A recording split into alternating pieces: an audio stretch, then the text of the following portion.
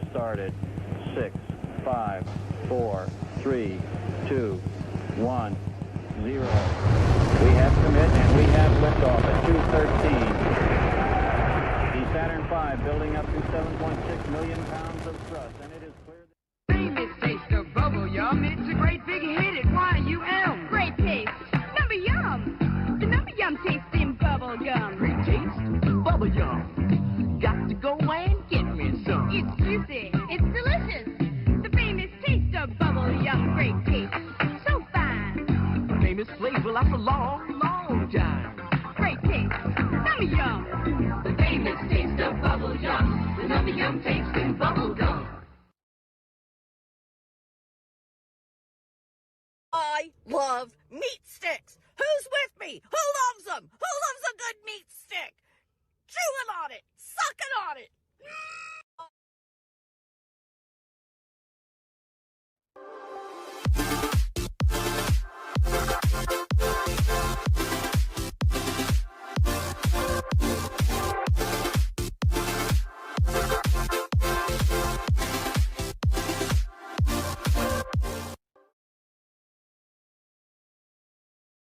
Stop hating Mondays. Be a professional and hate the whole week instead.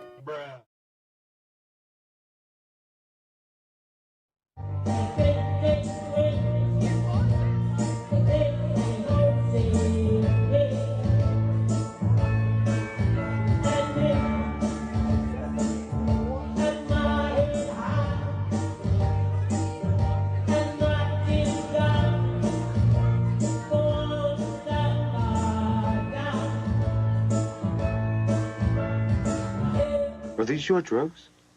Look, Dad, it's Where not did you get it? Dad, Answer me. Who taught you how to do this stuff?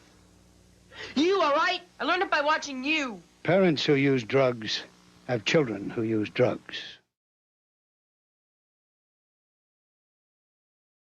When you are raising your children, don't make the same mistakes that your parents made with you. Make new and better mistakes.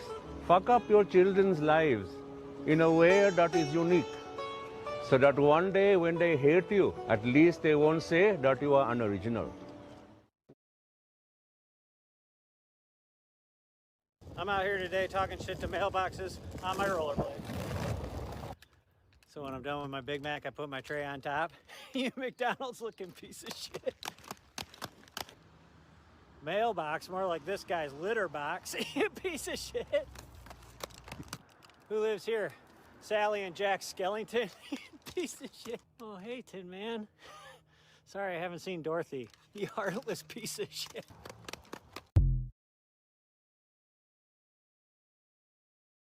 Fuck your team's meeting and fuck teams. Your bullshit team's meeting could have been an email, but instead, there you are, pretending to be interested, while Michael from marketing takes a mighty shit with his microphone unmuted. How the fuck do people still not know how to mute and unmute a microphones after all this fucking time? Fuck me. Say no to Teams meetings organized by lonely motherfuckers with nobody to talk to. And instead, fake a connectivity issue and do something joyful with your day. Fuck Teams. That is all. Do you feel that?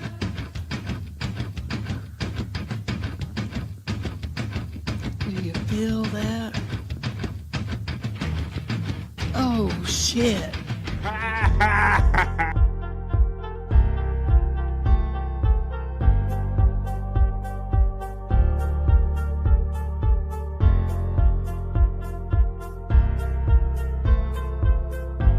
We're doing it!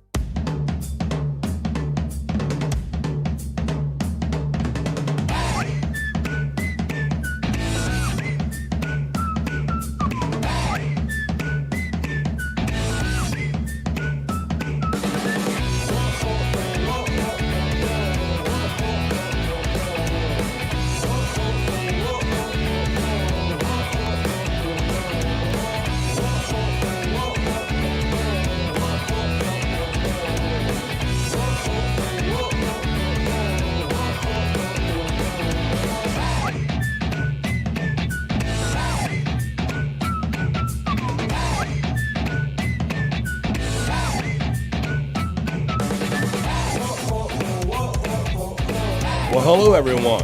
Are you ready to get live? Well, you're at the right place because you are here.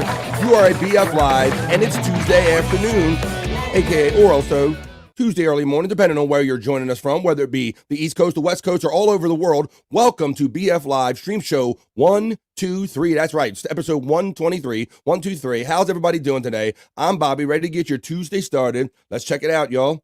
Let's see. Today, I always like to frame it. The date is July 30th, 2024. So let's see. July is like pretty much gone. It's out of here. I got the August schedule almost ready. Actually, it's actually ready is what I'm saying. It's already ready is what the word I was trying to get out. So that's already ready. It's very rare that I have like a whole month kind of planned out, but that's what August is going to be like. We're going to have a lot of fun in August. One way or the other, we're going to be hanging out every day. So who's ready to do it? We're ready to get live here on BF Live.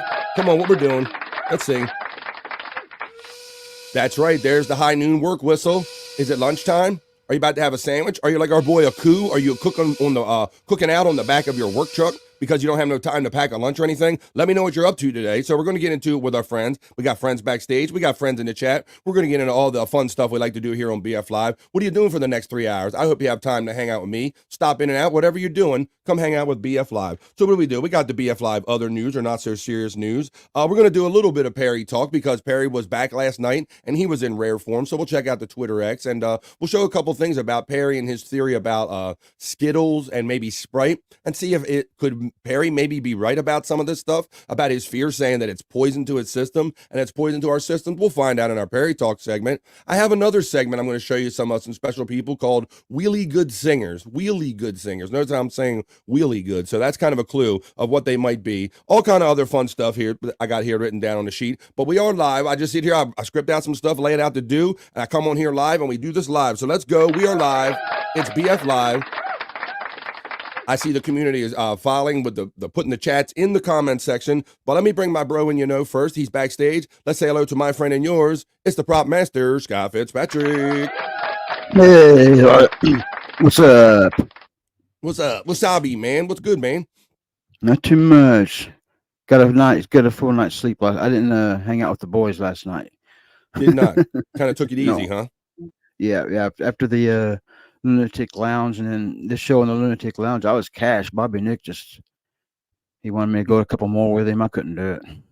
Yeah, some days you're ready for it and some days you're not. Well, I always appreciate you turning around and being here no matter what. So yeah, you guys kind of I don't want to take too much, but you guys kind of did like a different kind of lounge kind of thing last night, right? Kind of on your channel and on Bobby Nick's channel, right? Yeah, I don't even know what I'm supposed to be able to talk about or not. Well, yeah, it's basically the same group of friends that you might know from other shows and situations, but you could catch them on Bobby Nick's channel and Scott Fitzpatrick's channel for the time being, doing something similar but a little different, right? Right.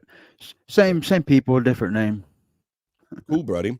Well, I'm glad you're here. So, did anything pop off on that last night? Just kind of chill, hang, and all that. Yeah. Kyoto and Dirty D's relationship, how it was crazy. Yeah. I guess they made up last night. I was hoping to see Kyoto cry, but oh damn, you didn't get enough tears out of him yet. I mean, Kyoto kind of got ran over the coals pretty good about his whole love for Dirty Dalish. Shout out to the love of Dirty Dalish and all. So you're saying that they kind of figuratively kissed and made up last night, or you think this is going to last? What do you think about this? Oh yeah, a month. They'll be right back where we started in a month. he'll fall back into the delusion that he's actually in love with her and they're going to get married and he's going to change their adult diapers when they get older and all that stuff like you were saying. Yeah. I imagine they'll probably be back to that real soon. But I'm happy to see that there's kind of at least a spirit of kind of a truce in the air to where, they're trying to both understand each other and get it rather than just constantly fighting and kind of beating down Kyoto, because I don't know if he was getting the message. So shout out to all those guys and everything.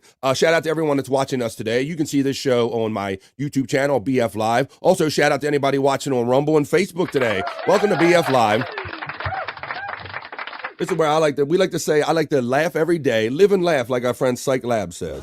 I'm rolling with BF Buffalo. That's me. Laughing every day, yo. We try. Got jokes that'll make you say roll, but keep that avocado fardo. Blazing green, always lean. I do that. Slow, living life. Living life. You gotta laugh it up, my dude. Living life. That's what we do. Just keep it chill, stay in that mood. We living and laughing. We setting the vibe for a Tuesday on here on BF Live. We like to hang out and promote positive vibes and have a lot of fun here during the day. Save the drama for your baby mama and all that stuff. We got a lot of fun stuff playing here today. Matter of fact, speaking of that jam right there from my friend Psych Labs, I got brand new Psych Labs content. So we'll be checking out some of that. It involves Bob and Perry, so we'll kind of maybe use that as a nice little segue into our little Perry Talk segment we're going to do, and all the other fun stuff we're going to get into today. But Scott, I see 60 of them, buddy. 60 comments are piling up. So what do you say we get into the chat family check-in, brother, and see what everybody's up to? Let's do it. Let's We're do doing it. it. We are going to do it right here on BF Live, the opening chat family check-in. Let's go. Talk amongst yourselves.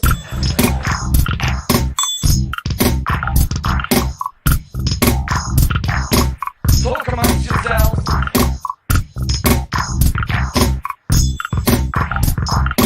Talk amongst yourselves. That's right. We're doing it. We're live. It's all live. For better or worse, this is BF Live. Let's see what we can get into with our friends and have fun today. I'll start right at the top by reminding everyone that my PayPal preset tip options are right there, pinned to the top of the chat, as always. AM, good morning, everybody. Says Scott Fitzpatrick. He's throwing the devil horns up. The Reverend Wild Bill checks in from the ATL and he says, I'm enjoying Barcelona, Spain on the beach.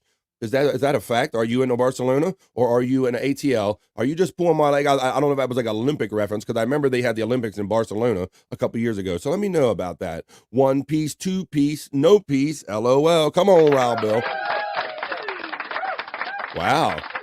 So you are in Barcelona, Spain because you were talking about butt floss and all. And I know that, yeah, they got some butt floss there. Can you say, don't get caught taking too many errant pictures there, Wild Bill, acting like you're taking tourist photos and you're really taking booty photos. I know how it goes over there, Wild Bill. It's like, hey. The Reverend Wild Bill also checks in and says, by the way, Hoya and hi, H-I-G-H, greetings from Hotlanta at a nice balmy 83 degrees right now, 100% humidity. That's right, hey, everybody.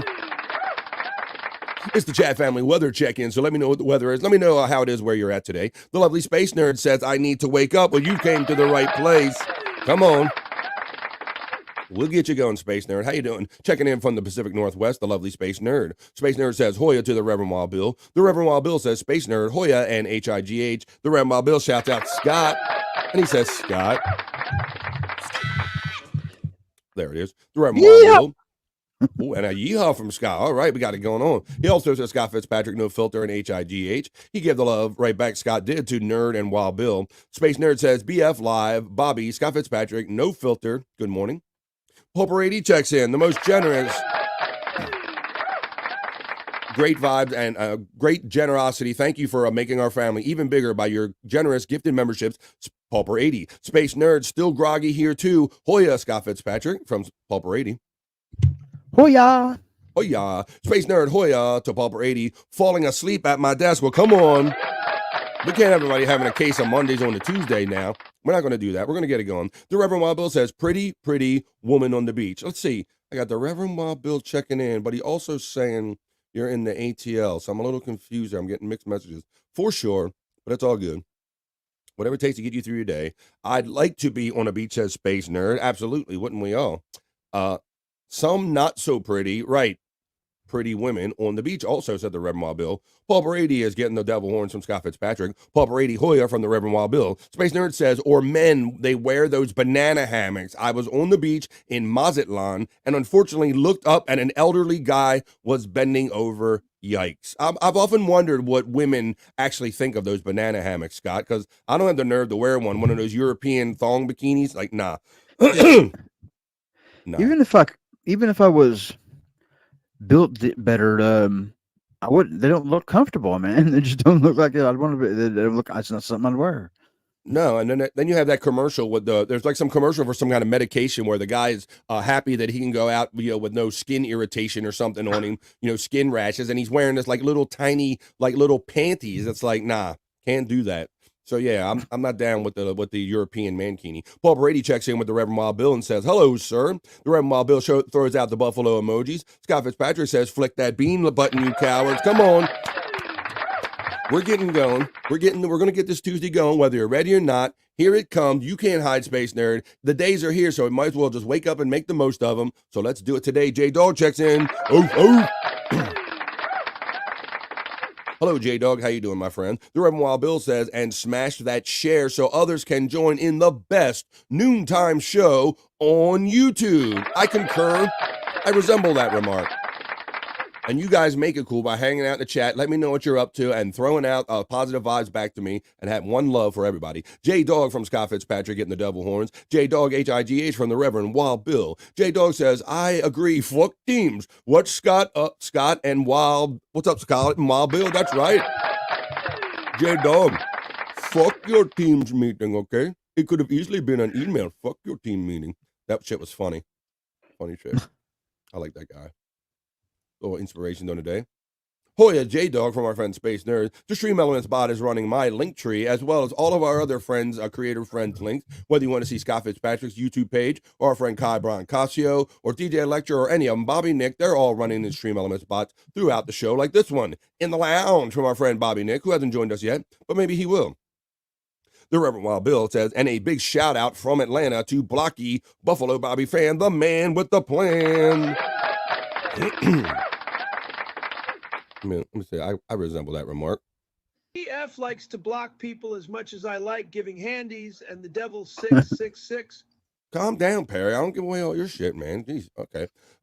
J-Dog says, Hoya Space Nerd, the fellow Leo. Terry Nee checks in and says, it's happening. The liftoff video. He knows. Thank you, Terry Nee, for sharing, retweeting my show and letting everyone know on Twitter X that BF Live is happening every day here on YouTube. How you doing today, my friend? Space Nerd checks in and says, J-Dog, almost our birthday month. Yins, how Yins doing? Yins all doing from Terry Nee. Terry Nee, hi, H-I-G-H and Hoya from the Reverend Wild Bill. I'm 21st, J-Dog. There's Stream Elements bot running. Gano Wild Bill, Terry Nee. I can know.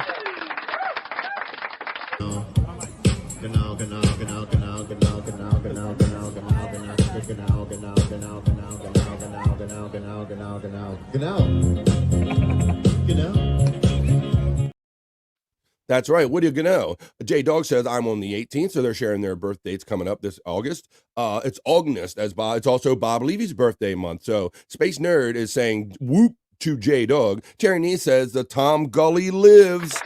That's funny that you.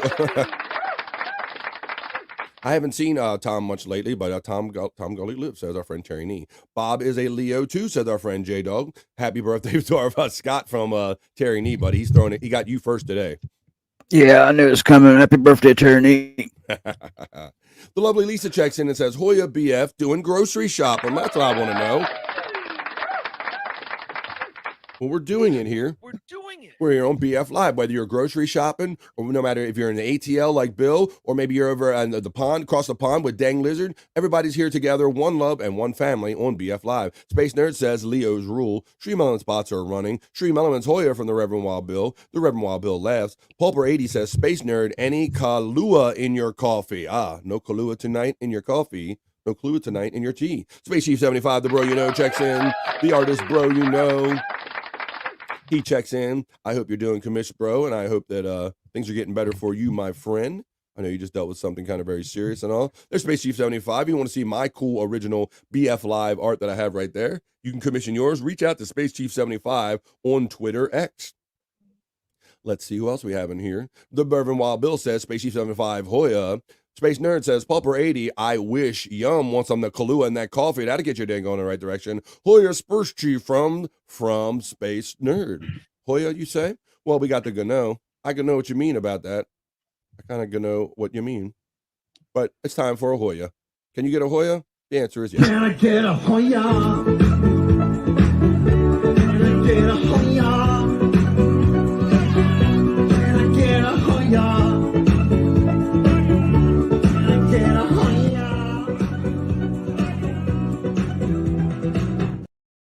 It sounds like Nerd's having one of those days because it says, I need a nap, nitro cold brew, and energy shot and coffee, and still falling asleep. Yeah, it's sometimes you just can't get on the right side of it. I don't know what it is, Scott. You know, there have been times where I get very little sleep and you wake up and I'm like supercharged. And then there's other times you get a shitload of sleep and you still feel like crap, buddy. And I know you've been sleeping a lot lately. What's been your experience with that? Yeah, my sleep's all over the place. I've been that way all my life. I might stay up 2 days. I might sleep 12 hours. I might sleep 2 hours. There's no rhyme or reason to it. Same, buddy. And I've like seen some articles and read some things now that said that some people used to function like this before we were like really locked into like being up all night in the day. Some people did like we're up 2 or 3 hours to do what you have to do, and you go to sleep, and then it wasn't always based on like daylight or whatever. And I feel like I could feel that kind of statement because I've kind of been like you, buddy, where I've always been the night owl. No matter how long I've been up, I can always kind of stay up late. And sometimes I'll hit like this third gear, I call it, to where I've been tired and I might fall asleep, but then all of a sudden I'll wake up in the middle of the night, bro, and I can like get a couple more hours out of my day. It's crazy. Yep. Hit that third gear. So yeah, all depends on what works for you. But sometimes that's what I say. Sometimes people think you go home and just I'll sleep 10 hours and that'll solve anything. Sometimes it really doesn't for me. Sometimes I get those 2, 3 hour, 4 or 5 hour power naps and I wake up, I'm more refreshed sometimes than a lot of sleep. Terry Nee says, "Wake up, space nerd." Terry Nee shaking you and waking you, shaky, shaky, wakey, wakey. J Dog says, "Space nerd, check out the song Maybe I'm a Leo by Deep Purple." Space Nerd says, "Thanks to Jerry. I will, J Dog, check out that song." Nope, I like board shorts on guys. There you go. Right. Nobody wants to see that old butt floss and everything, especially if it starts turning brown. They seem too tight. Yeah, and they show way too much than you want to show. R Doom checks in and says, "What is BF Live?" Well, thank you, R Doom. First of all, welcome. I see someone gave you a membership. BF Live is me coming on here with my chat family friends. I grew up with a love of radio, and I love podcasting too. So I like to mix friends, the stuff I loved about radio growing up, podcasting, mix it all together with segments and fun, and have fun here every day. That's what BF Live is. BF Live is about being positive because we only get one ride on this planet, so we're making the most of it by staying in the positive lane. Welcome R Doom to the BF Live family. Pulper80 says, "R Doom, you are about to experience it." R Doom says, "Okay." Hey, afternoon, everybody, from Brian Clauder. How you been, buddy? It's been a couple days since we heard from you in the chat checking in. The Space Nerd says, "R Doom, just funny stuff, always positive. We are goofy. Thanks for hanging with us." See? And look, you're kind of new to the crew, but look, you get one love here. And that's what it's all about here, R Doom. That's kind of what we do. Paul Brady says, "R Doom, mainly I would say it's a very friendly and positive hang, which is so much different than other podcasts. That's why we love it." So that's what I'm saying, bro. We're just regular people. We come on here and have fun and be ourselves and keep it 100 about positivity, man. Because like I said, our thing is laugh every day, like the tone of my show is, because that kind of stress and strain on life, it just brings you down. So we're about doing it another way. Thank you for Pulper and everybody for backing me up. The heat here is demoralizing, demonic, and degrading, but I just cleaned our new waterfall, so I can't complain. Hoya all and missed y'all. I talked about you last week, Live Ween. Shout out Live Ween. And I said as much. I said, you know what? Live Ween hasn't been around for a minute, because me and Scott and all the chat family, we notice when people haven't been around for a minute. And you were definitely one of them. So Scott, they're like working on the new digs and everything, because they got that new house situation going on and all that. That's right cool. on, man. Cool shit, man. Good deal. I could tell they were missing, so it sounds good, man. I like some of the pictures you put in Discord. Welcome back, Live Ween. Space Nerd is saying Hoya to our friend Brian Clauder. Live Ween Hoya from Space Nerd. Howdy Nerd from Live Ween. Space Nerd was dancing, which is cool. Miss you, Ween, says Space Nerd. See you getting the love right back. Live Ween says, August 12th, here I am getting close to 50. Well, come on, man. Live Ween, I'll give you the same advice I give a lot of other people. Don't live your age, live your life, my friend. If you don't feel 50, don't let nobody call you 50 or whatever you are. Live your life. Don't live your age or your number. 50 is something, I'll tell you, says Space Nerd. Just a guest checks in. He says 15, but I say you're number one as always. The Space Chief 75 thanks me, and I say you're welcome, my friend. Hoya from our friend Space Nerd, and Hoya from Honeybee checking in, the Mrs. Honeybee. Honeybee, Mrs. Kai. Yes. Buzz. I like that. Mrs. Honeybee gets the buzz when you come in here. Get your own little greeting. How you doing, Mrs. Honeybee? Thanks for always checking in with us here on BF Live. Let me see. Let me get your little buzz going there. Where's it at? There it is. There's our buzz. BF, do you have a Twitter? Yes, I do. I have Twitter X, and I go by @1 BobStuff1. But if you can't remember that, my link tree is running right here. My Stream Element spot's running my link tree, and it has my link to my Twitter X and all my social medias. You can find me there. Matt says, "Bones up to the prop master." Hey, Matt. Thank you. Powerful Matt. ally of mine. Yeah, I seen that. What did I see? I saw Matt doing bones up to the midday freaks. He coined the phrase. He knows what's up. Paul Brady saying Hoya to our friend Matt. Psych checks in. Psych Labs. And to our new friend, one of the cool things we do is that we share with our creative people here in the chat family. And you're going to see that our friend Psych Labs here, he likes to do like face swaps and everything of the podcast and the people we love to follow. And he's going to do like a face swap. I'm going to show it right after this opening chat family check-in of Bob Levy and Perry Caravello kind of mixed up because those are two of our favorites. Good morning to our friend Psych Labs and welcome. Let's see. We got the Hoyas. We got that. So true. Ugh. But Guy for Twitter, we got that one. We got all the Matts. Let me see, it jumped on me a little bit. Hoya Matt from Pulp 80. Psych says, haha, and Hoya. Space Nerd says, and gravity has taken its toll. It was so saggy. The Space Nerd says, Hoya, Psych, and Ding Dong checking in. Hey, Ween, Psych, and Dawn from J-Dog. Matt says, Hoya to Pulp 80. Matt also shouts out Psych and says, 666. Look who's checking in. It's the bro you know, Deadful, with his after day, midday work check-in. We're here. We got the Hoyas going. It's time. We let them pile up. It's time for a Hoya. Can I get a Hoya? Can I get a Hoya? Can I get a Hoya? Can I get a Hoya? Thanks for checking in, Deadful, and we'll keep you company as we always do when you're out there working hard like you do. The Space Nerd checks in and says, my body feels over 80, I swear, but always a kid, teenager, 20-something, 30-something. We are all of our ages. I like that. I like that outlook. I don't know, Space Nerd. I mean, if you're really 80, you're doing all right for 80, or if you just feel over 80, I don't know, but you doing all right. Space Nerd is saying, Hoya, Matt. Matt says Hoya right back to our friend Space Nerd. Ding Dong, the other half of Psych Labs, checks in and says, Hoya, everyone. Space Nerd gives the Hoya to Ding Dong. Ding Dong says, Hoya, boya, back to Nerd. Hoya, Matt, and Hoya Deadful from Ding Dong. Matt says, BF, I was surprised to see you chatting till the end of PCL last night. Yes, because, Scott, PCL didn't end till like 3:20 my time last night. 3:20. Oh, yeah. Harry was in rare form. I knew he was going to lose his shit within the first half hour of the show, and he sure did, buddy. He gets on the air talking about, man, I missed you guys, and I appreciate you guys that pay my rent and all this stuff, and Tom gives him like the first thing to do, and he's like, fuck you guys, I'm cutting off the stream. Fuck, this is the last fucking, I mean, within the first half hour of the show, brother, and that was like after starting the show late and gay, like he always does. Right. So yeah, I was hanging out to the very end last night, kind of prepping this show and hanging out. And yeah, Matt and other ones were like, BF, what are you doing up, you knucklehead? 2 joints I saw. Hoya Ding Dong from our friend Matt. Deadfool's getting the bones up from Matt. Ardoom says, I hope you have a good stream. Bye. I gotta go do things. All right, Ardoom. Hey, man. Well, thanks for the curiosity and thanks for checking in, man. And just keep checking in back with BF Live, and maybe you'll catch something that you're down with one day. Have a great day, whatever you do. Hoya Ding Dong and Matt bones up from our friend Deadfool. Space Nerd says, my body feels over 80. I need new knees. Oh, boy, goodness.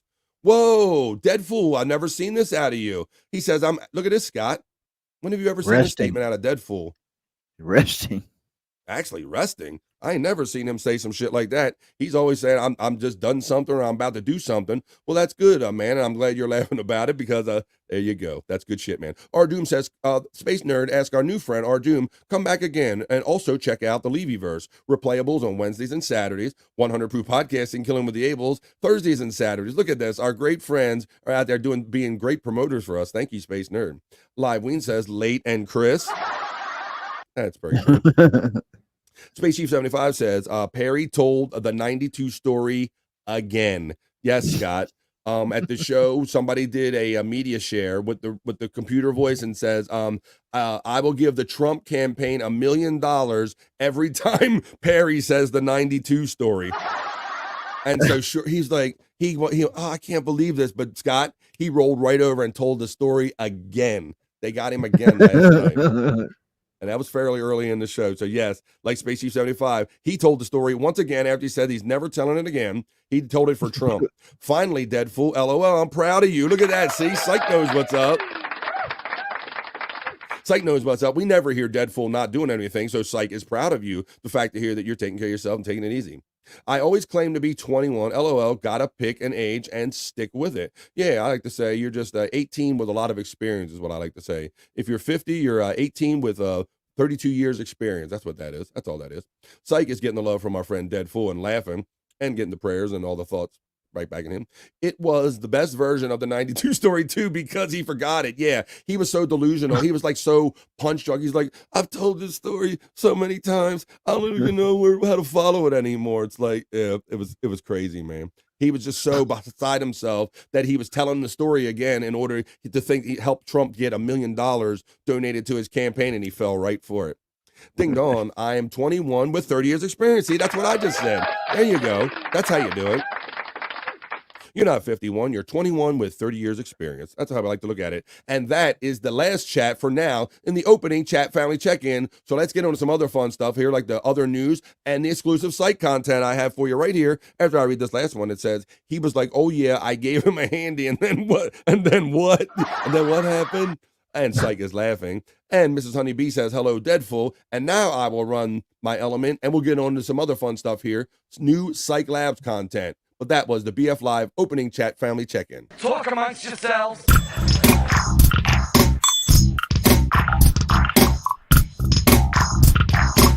Talk amongst yourselves.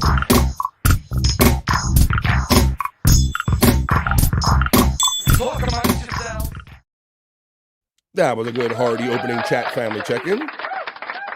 Thank you all. Really? You trying to dox me? You want me to put that up, Shalino? You want to put that? Why are you trying to dox me, bro? What's up with that? Let's see. Yeah, I kind of have a similar name as Perry. What of it? Let me see. What's up, Chalino? How you doing, man? Checking in. You told the world. You told the world, Docs. Hoya Honeybee from Ding Dong. Hello, Space Nerd from Mrs. Honeybee still checking in. All right. Well, it's great to see everybody here in the chat. Hey, BF, I was thinking, did we get to? I remember yesterday you was talking about eating some. Ooh, yeah. Yeah, you know what I'm talking about.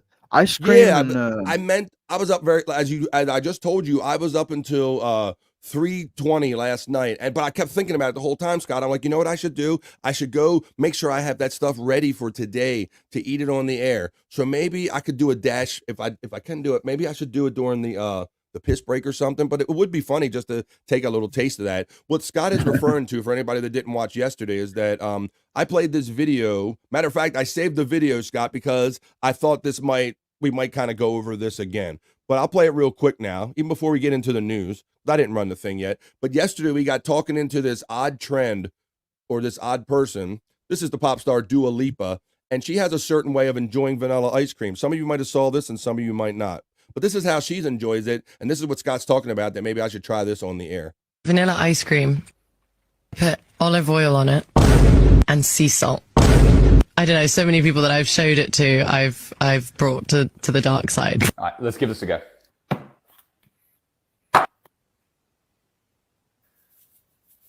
So here's the final result. Oh, that's so good. I think I gotta try this myself. All right, so I got vanilla ice cream. Gonna hand me a spoon. Thanks. Fucking chicken foot. All right. Thanks. Okay, we're gonna try this. Okay, so we got our olive oil and we got our sea salt. Let's try this out here. I don't know how much I'm supposed to put on. I feel like I'm being trolled right now. I feel like I'm being trolled. All right, I'm gonna make my chef wife eat some too. All right, here we go. What are you eating?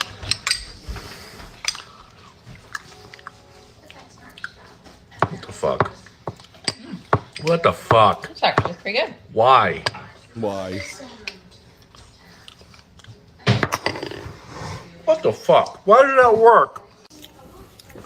I don't know why that worked. I get vanilla ice cream. No. So yeah, Scott, I did think about it last night, and I'm not the most adventurous either, but those are kind of things that I might try in combination. So maybe let's see if I can round those things up. Gimme Bezos checks in and says vanilla ice cream or olive oil and sea salt. Yeah, Bezos, what do you think? Are you trying it? Are you doing it? Are you adventurous? Are you going for it? Space Nerd says, I want one of those salt grinders. You know, I've had a couple different grinders, Space Nerd, and with varied success. Like some of them work better than others. Some of them clog up or the batteries die or something like that. But yeah, I like me some fresh ground salt and some fresh ground pepper as well. Poops just says, just a guess.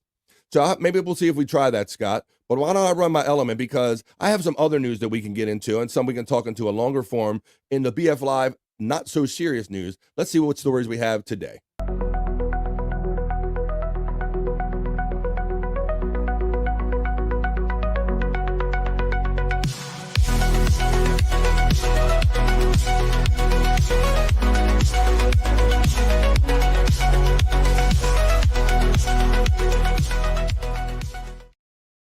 That's right. I'm joining you from the BF Live News Studios.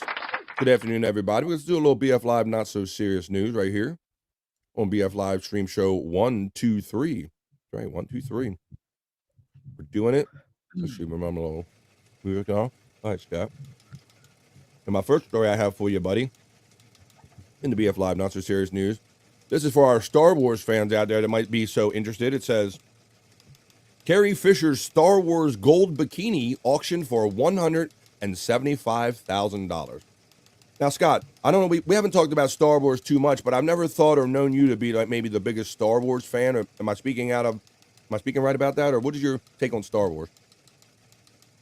Yeah. I like it. I didn't watch the newer Star Wars movies, but the first three though I dug a lot. Yeah. Okay. So then you probably are familiar with this bikini for that Princess Leia one, right? When she was yeah, I think she was dancing. If that, maybe she danced with Jabba the Hutt.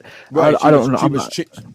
She was chained to Jabba the Hutt, and that's when she choked him out with the chain and all. Well, this is the and obviously she wasn't really that sexy or showing that much skin in the first Star Wars movie, but they really amped it up with Princess Leia. Kind of they whored her up. So this is the bikini she wore.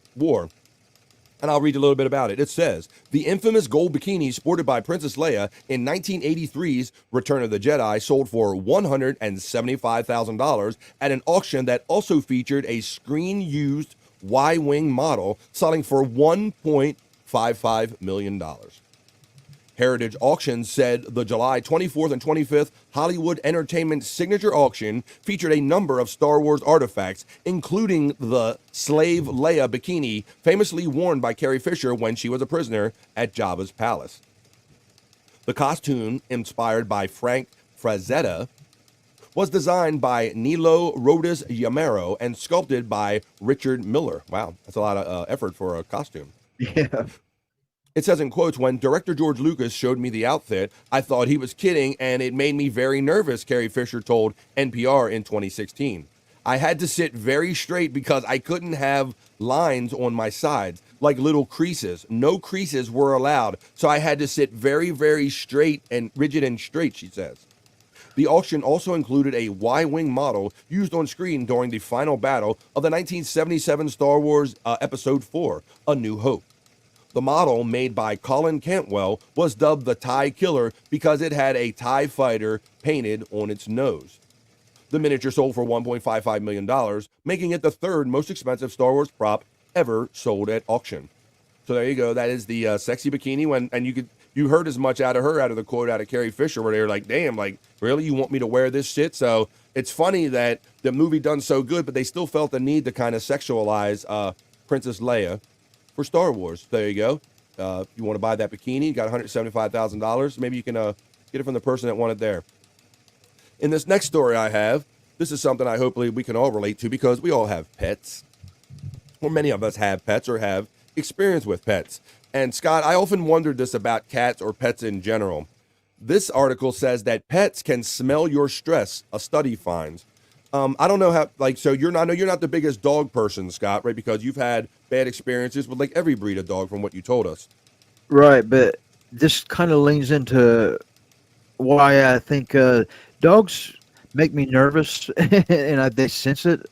And I guess nervous would be a stress, and whether they sense it or smell it or whatever, yeah, they definitely they want to dominate. They want to dominate me.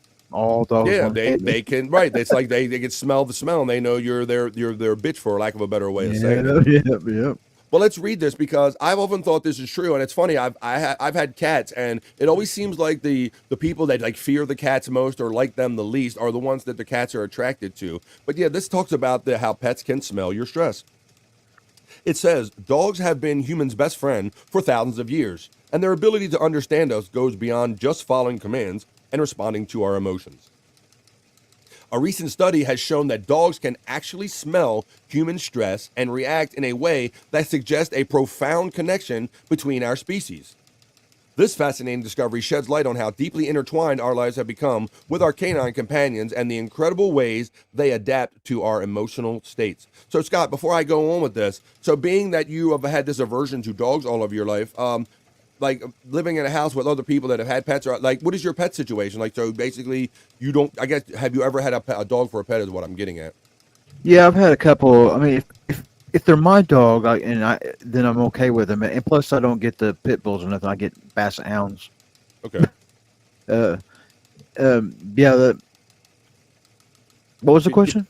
You get kind of like you said you get kind of the derpy dogs, but yeah, I was just wondering because you talked about how you've had the, certain breeds of dogs bite you, many different breeds of dogs bite you. Yeah. I wondered if that made you want to be a dog owner or not. But you say you've had a couple of dogs in your life. Yeah, you can't help it. I mean, I don't hate dogs. It's just they make me a dog that looks like anything big as beagle and up. It just make me nervous, man. And if I try, everybody tells me the same thing. You don't act scared. I'll look them in the eye. They get mad at me. I'll look away. They get mad at me. Well, maybe it's because they can smell your pheromones or your sweat. They can smell the stress. Because it says a recent study has shown that they can actually smell the stress. Let's see. They can smell the stress and react in ways that suggest a profound connection between our species. The fascinating discovery sheds light on how deeply intertwined our lives have become, our canine companions. Right, I read that one. But it goes on to say that humans and dogs have been close companions for around 30,000 years, supported by anthropological and DNA evidence. This long history suggests that dogs are uniquely qualified to interpret human emotions. They have evolved to read verbal and visual cues from their owners, and research shows that they can even detect the odor of stress in human sweat. The question says, can dogs smell stress? Yes, dogs can smell stress. Researchers at University of Bristol conducted a study that found dogs can detect stress through the hormone cortisol in human sweat, Scott. So you must have been pumping out some cortisol, my friend. Yeah, I'm thinking maybe it's fear. It's more fear that maybe, and then they want to alpha me. Right. Well, it could be. I don't know if the stress and the fear kind of hormone are the same, but obviously you're generating something that these dogs are picking up on. It says this ability allows them to react emotionally to the human stress. And then it says, how do dogs react to human stress? In a study, 18 dogs and their owners participated, along with 11 unfamiliar volunteers who were subjected to stress levels involving public speaking and arithmetic. The stress caused higher cortisol levels in their sweat. Dogs exposed to these sweat samples were less likely to approach a bowl in ambiguous locations, indicating a more pessimistic mood compared to when they smelled sweat from a relaxed individual. So and it just goes on to show other examples here, Scott. But I think this kind of backs up kind of some of the stuff that we already thought, and maybe some of the stuff of you getting attacked, that kind of animals and dogs and pets in general, they can sense us. They definitely sense our emotions, and they can even smell our fear in our sweat, apparently. So there you go. So try not to sweat out so much fear when you're around them dogs. Let's see. Mrs. Honeybee checking in, getting the love from Dead Fool. Salt on a watermelon, says our friend Terry Nee. You like salt? I don't eat watermelon either. How about you? Are you a watermelon guy, Scott? Watermelon? Yeah, I like some watermelon, but I don't put no salt on it. I just like it. I see that's a pretty common thing around with the watermelon eaters that I know. It's kind of shake a little bit of table salt on it. They like that. And I like the seedless watermelons. I don't like the spitting them seeds all the time. Yeah, that's what I understand. They like to get the seedless ones too. And it does look like a pain in the butt because they cut them open and it's nothing but a bed of seeds. The Mrs. Honeybee checks in and says, Terry Nee, thank you for making me smile this morning. It makes my day. There you go. One love, all lifting each other up. That's what we do here. Let's see. Terry Nee says, Mrs. Honeybee, Kai is a natural. The Live Ween says, fun fact, Vince Troyer, the tiny lawyer, purchased Salacious Crumb's bikini at that auction. And will be wearing it on all of his live streams moving forward. What do you say about that, Vince? I'd rather look at a big black cock. Well, I probably would too, rather than see you in that swimsuit. Let's see. The Live Ween says, Psych says, Live Ween, good to see you, brother. There you getting the love coming back. Live Ween saying, what up to Psych? Paul Brady says, my bird can hear my stress when I yell at video games and throw the controller. Yeah, I guess so. Yeah, that's kind of pretty much easy for any kind of living mammal to pick up on that kind of stress when you're still throwing them controllers, huh, bro? Okay, you gotta watch that. Let's see. Live Ween says dogs both sense and smell it. Our friend Live Ween says, and hear it and see it. Smell my stress. Smell my ubiquity. Smell my ubiquity, Terry Nee. How you doing that, brother? Pulper from our friend Shyt. The Space Nerd says, Mick would know when I was upset or stressed. Deadpool says, Pulper, does the bird yell, that's bullshit? That's bullshit too. That's bullshit too. Shyt says, my dog is so emotional, baby, every time I think of you. If I say, oh, he will get right up on me and won't leave me for a minute. LOL. He's 120 pounds, so getting up on me is a little ridiculous at this point. Live Ween says, Scott, I can fix your dog fear. The prescription is exposure therapy with the right dogs. You know, say to that, Scott? You know, but see, I got attacked by when I was in grade school. I got mauled by a pack of dogs, and then a couple of years after that, there was a guy that this lady had a dog hoarder. She had like a bunch of big like Saint Bernard type dogs, and they ran this guy was walking in a rural area where there was nothing but cornfields, and there's like a pile of trees out in the middle of the cornfield, and the dogs chased him all the way to that cornfield or that log piles, and then chased him back to the pole to where they found splinters under his fingernails, and the dogs had killed him. Whoa. That's a story. So after getting attacked by a pack, and then a couple of years knowing that a guy got eaten by dogs. I'm going to say that Scott is going to deny your request for maybe some dog exposure therapy. Yeah. Say he's going to say thanks but no thanks, and some choice slurs. Deadpool, talking about the dogs and everything. Let's see. Paul Brady says Deadpool, yes, but he's a cockatiel, so it comes out sounding like. Let's see. Space Nerd says at Psych, Derek loves you, man. Did I get that close enough? Deadpool is laughing, which is always a good thing. The Space Nerd says ankle biter chihuahuas don't scare you, Scott Fitzpatrick. They scare me too. They all scare me. Right, because they got teeth, and it's the unpredictability, right? It isn't always the size. It's like they might. You don't know what kind of ability they have to attack you or bite your ankles or whatever. They might catch a vein and I'll bleed out. Get your rabies. You never know. Shyt says, haha, nerd. It's a weird spelling, LOL, for Derek. It's a Canadian name for my favorite hockey player. Space Nerd says, right, I knew it was something like that. All the Stream Elements bots are running. Live Ween says, Sykes dogs get so emotional, baby. Every time he thinks of you. Stubs his toe. Let's see. And Psych is laughing. Okay, I know I kind of did things out of order because I normally do play the Psych Labs content, but I already jumped into the BF Live Not So Serious News. So I'll play the Psych Labs content right after this. Let me get into another story I have here. This is kind of one that everyone should have a little bit of familiarity with because I think we have some fans of these the snack maybe among our friend group here, Scott. This is about a spicy dispute over the origins of the flaming hot Cheetos winds up in court. Do you like the Cheetos and all those kind of really hot snacks? You ever get down with any of those, buddy? You know, until I believe it was on this show. No, excuse me. Uh-oh. Back up off of it. Gotta back up off of it and sit his cup And down. you showed like some worms that lives in Cheetos. Oh, I did kind of show some worms that live on Cheetos. I'm not eating Cheetos. No, yeah, I'm not eating the Cheetos no more. But I never was a flaming hot Cheetos guy, though. I don't like. Well, I know this was a very popular, like, kind of newer flavor of Cheetos for a long time. But let's read the origin of the story because this says a court case could soon settle a spicy dispute. Who invented flaming hot Cheetos? It says a former PepsiCo executive is suing the company, saying it destroyed his career after questioning his claim that he invented the popular flavor of the Cheetos snack. I'm always intrigued about how some of these flavors get to market or some of these backstories. In this story, it says PepsiCo said Thursday it has no comment on the lawsuit, which was filed July 18th in California Superior Court. According to his lawsuit, Richard Montañez began working for PepsiCo as a janitor at its Frito-Lay plant in Ranch Cucamonga, California in 1977. Montañez was the son of a Mexican immigrant and grew up in a migrant labor camp. One day, a machine in Montañez's plant broke down, leaving a batch of unflavored Cheetos. Montañez said he took the batch home, Scott, and he dusted them with chili powder, trying to replicate the flavor of elote, a popular grilled seasoned corn served in Mexico. In 1991, Montañez asked for a meeting with PepsiCo CEO Roger Enrico to pitch the spicy Cheetos, confident that they would be a hit with his Latino community.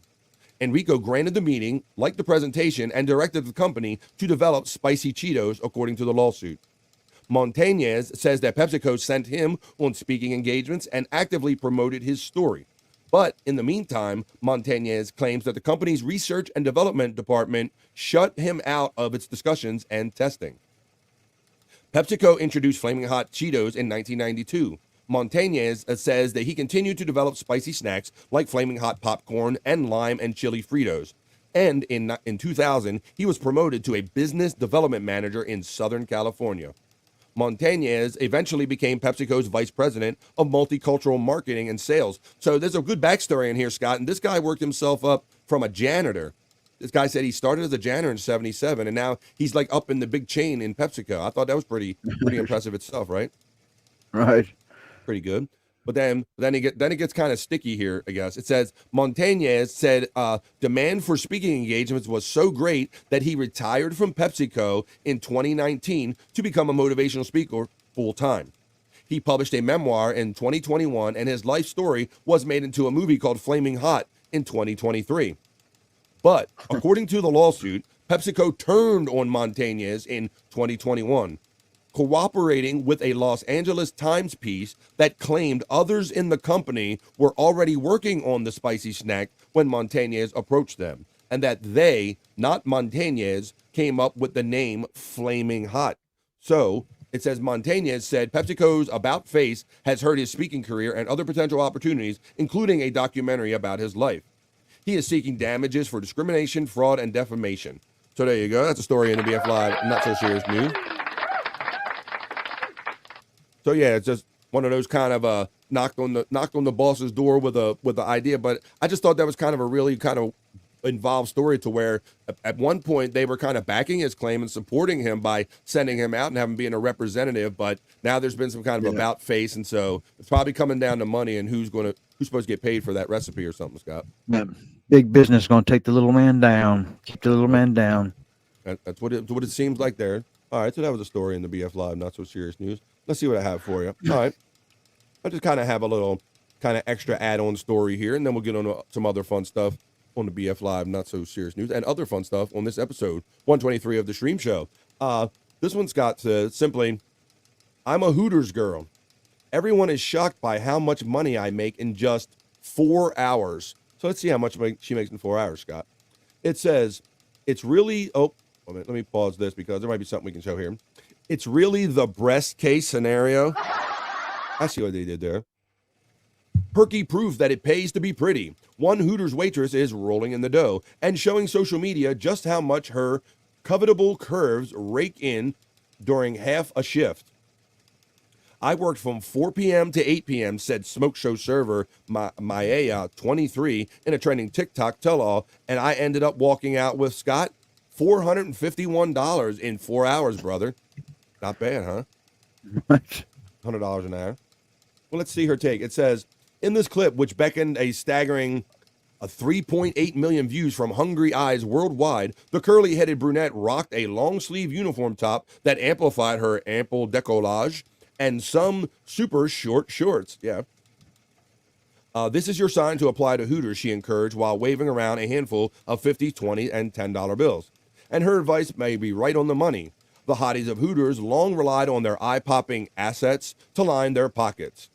And then it says, Jonah Mustafaraj, 22, a stacked staffer from the famous fried chicken shack, previously claimed to earn a whopping $4,000 a week in tips in the Massachusetts location of a Hooters, Scott. But I'm gonna play this video, and we're gonna talk about this a little bit. Check out this girl. She's gonna tell you about how much she makes. Come work a bar shift with Can you me hear at that? Hooters. By the time I Yeah, got I hear there, it. it was It's already good. really busy, so I had to jump right into action. This is my regular. He brought me cheesecake, but I couldn't even eat it yet because I had to get started. This is me doing my thing, making the drinks, and I didn't really get to record a lot because it was so busy. At this point, my shift was over, and it was time to put my tips in. And I just love when my tip jar is full. Like, look at that. So here I am putting my tips in, and my regular had things to say. Yes, she smells great. Holy crap.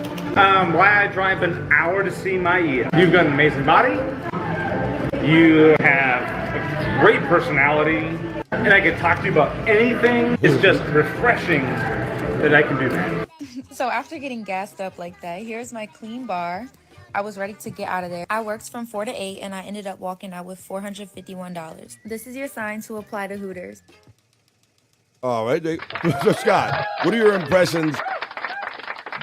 So watching that guy, so you see she has a regular. What do you think about the regular? What's your impression of that?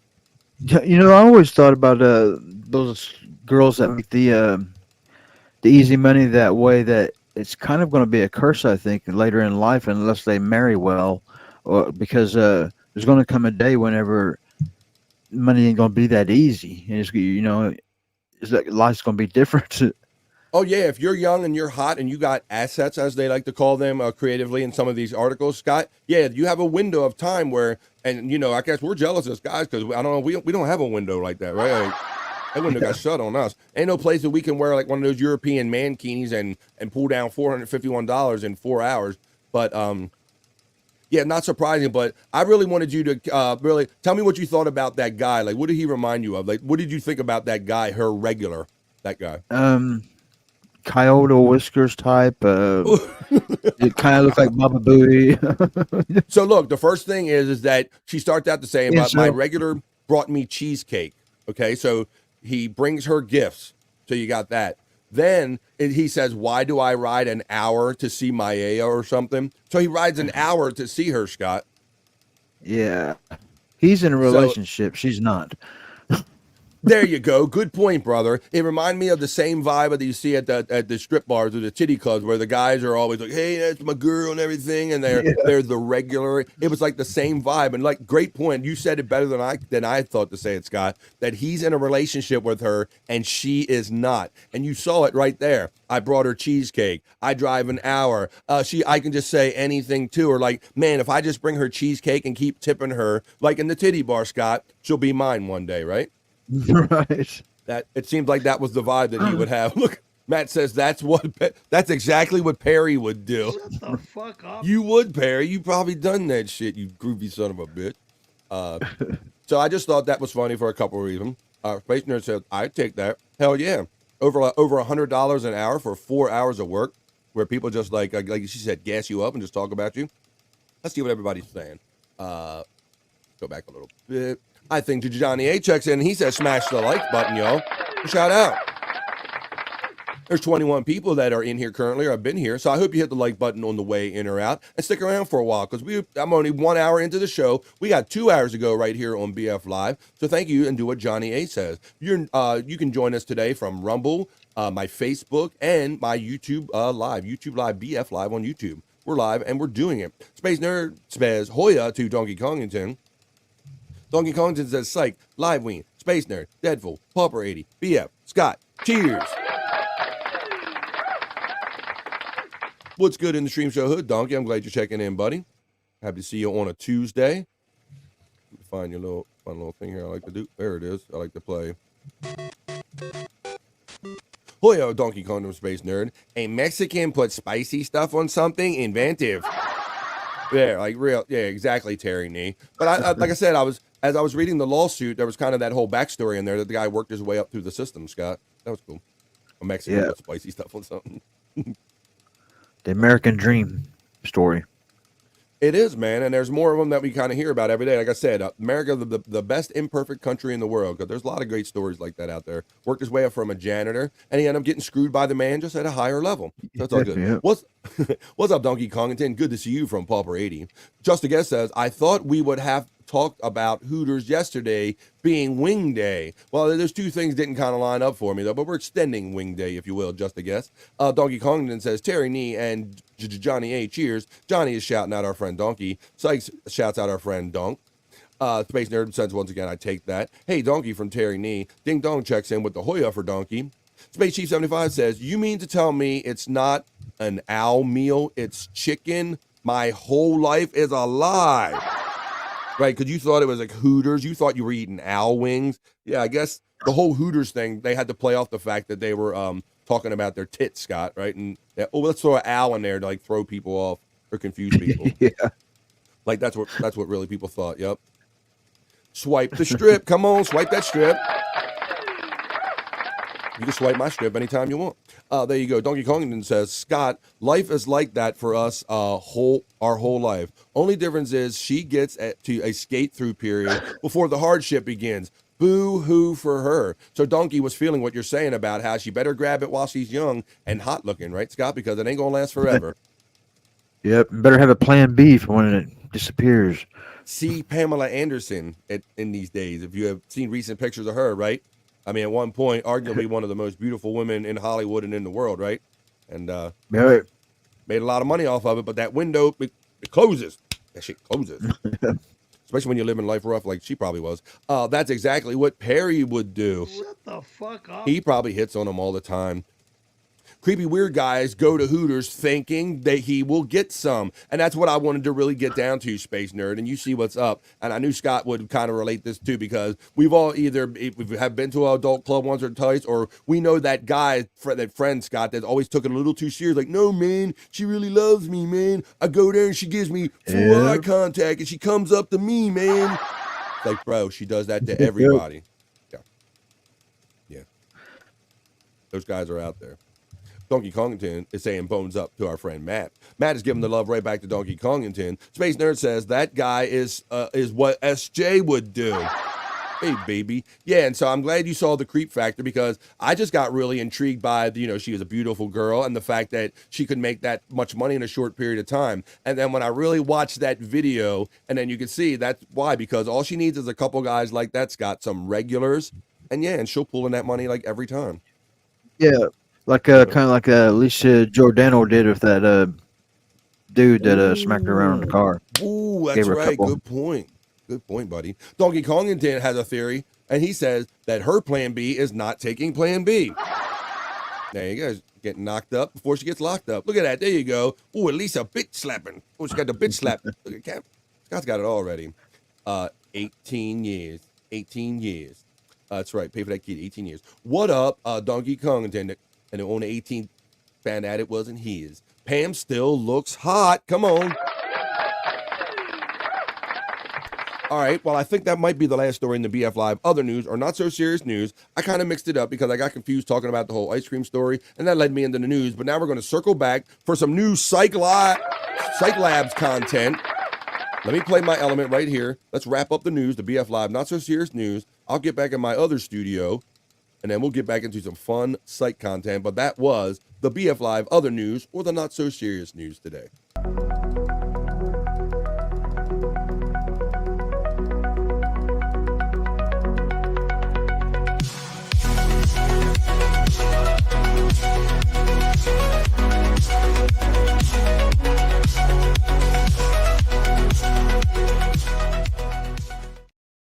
Come on, what are we doing today? We're doing a Tuesday.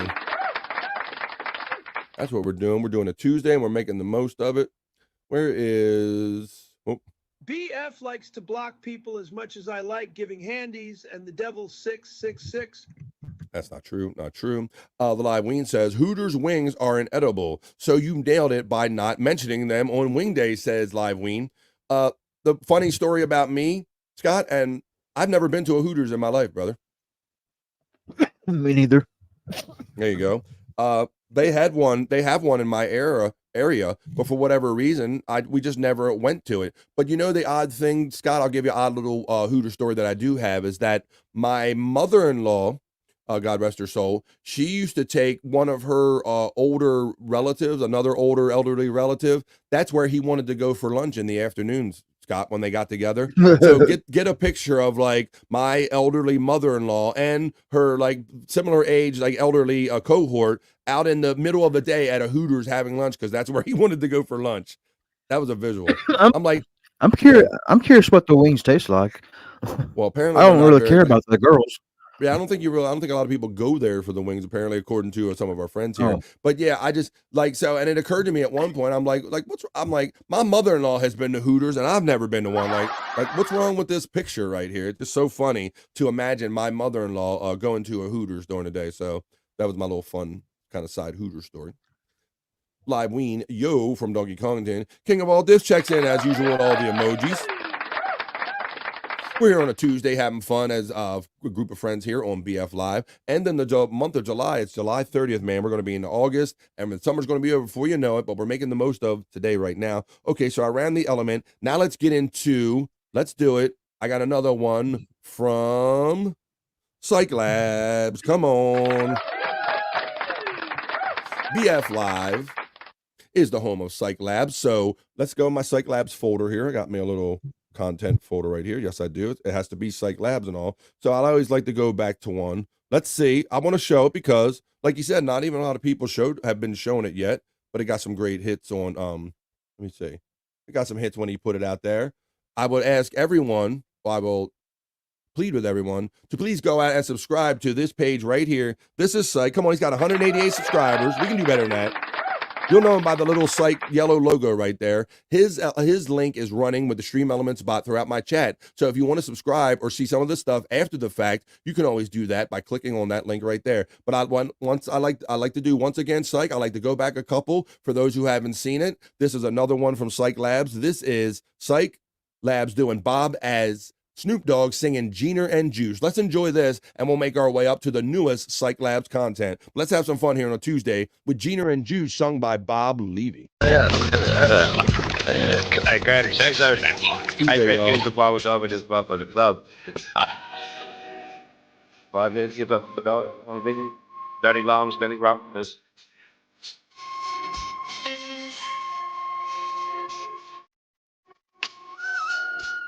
With so much drama in the LBC, it's time for being a snow eagle double G. I got to do these. So there was some way.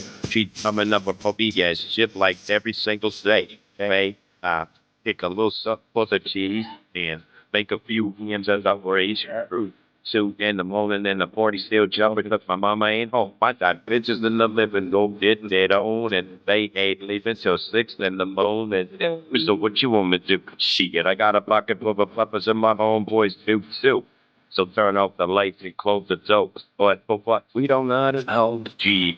So we don't smoke an ounce to it. Cheeks up, holes down, like you motherfuckers mouth to it. Or then now the street don't be a but I feel laid back. With my mind on my money and my money on my mind. Well, little holiday.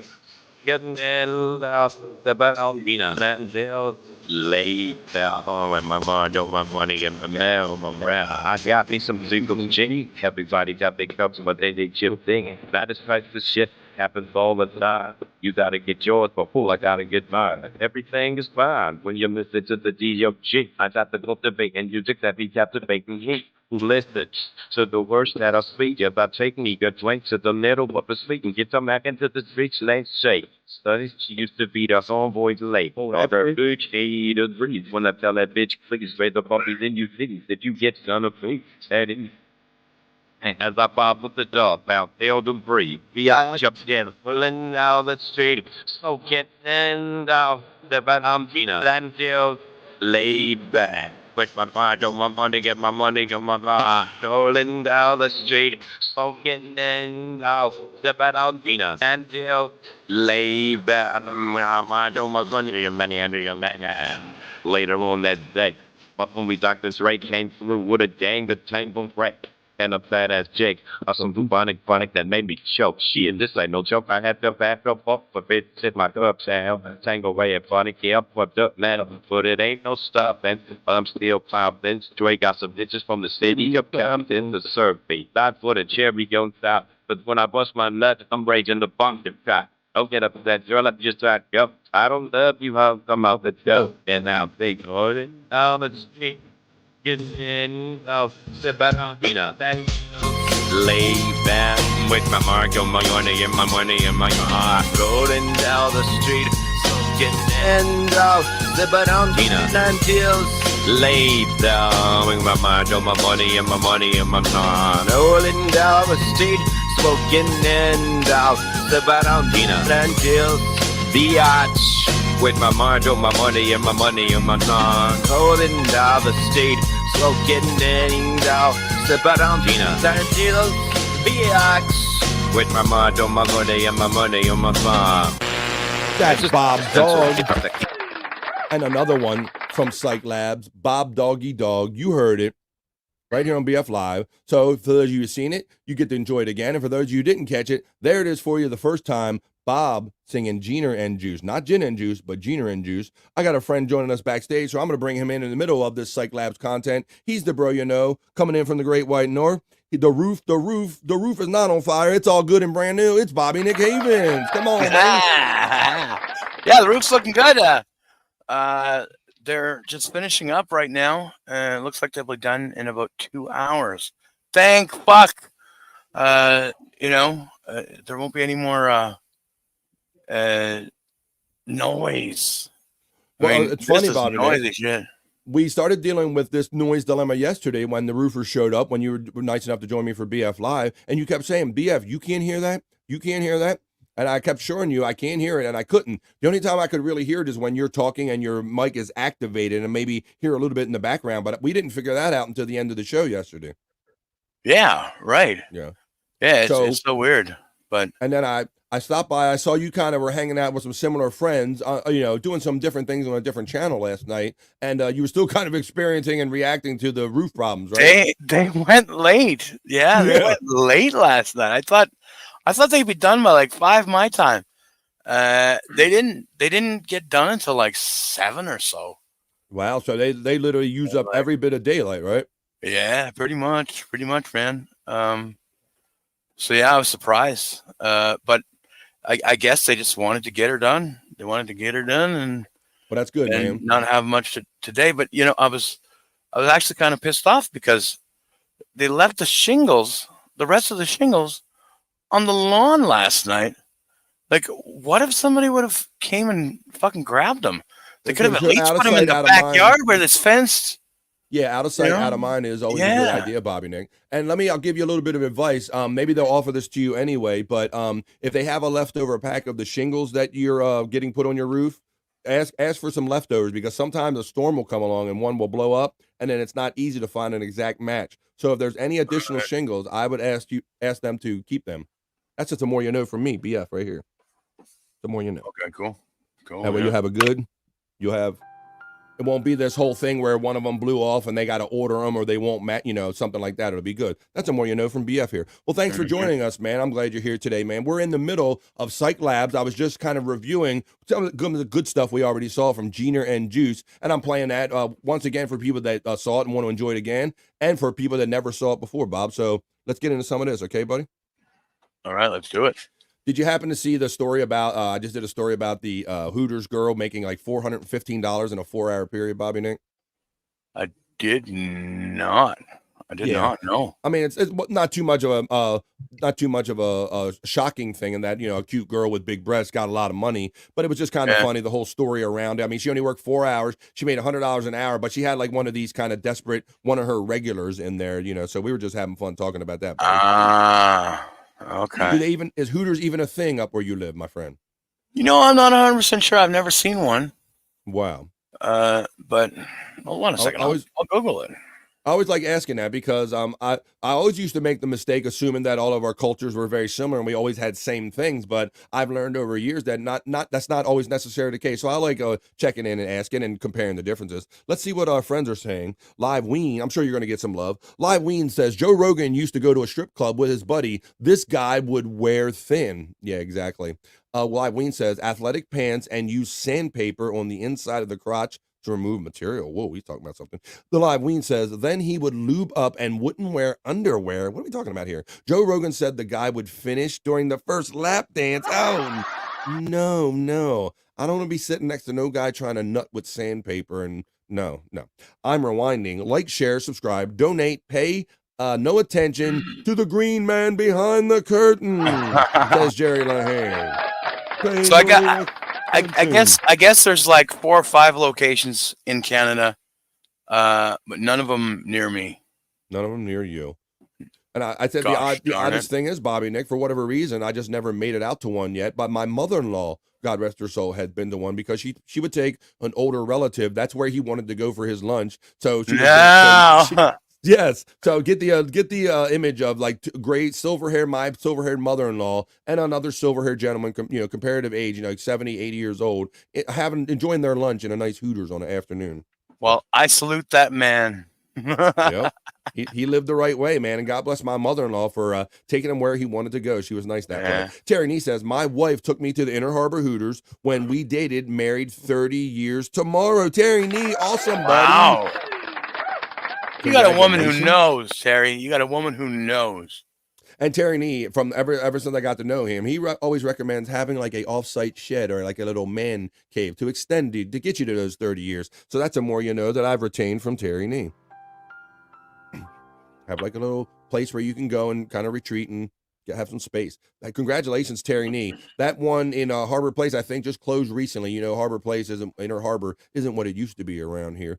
And I never even went to that one. The Live Ween says, happy anniversary to our friend Live Terry Nee. The Live Ween also says, I mean today, Terry Nee.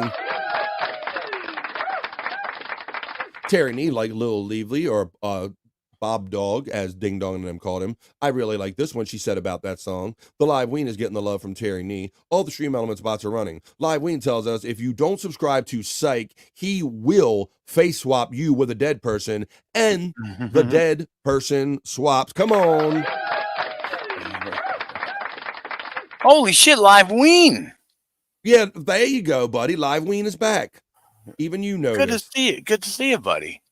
And I had a feeling, Bobby Nick, because thank you for pointing that out. Scott and I and you, we all kind of noticed when some of our friends haven't been around for a minute. So you noticed right away that Live Ween, it's been a minute, but they are settling in their new digs and kind of working on stuff. So I figured that's kind of what they were up to, Bobby Nick.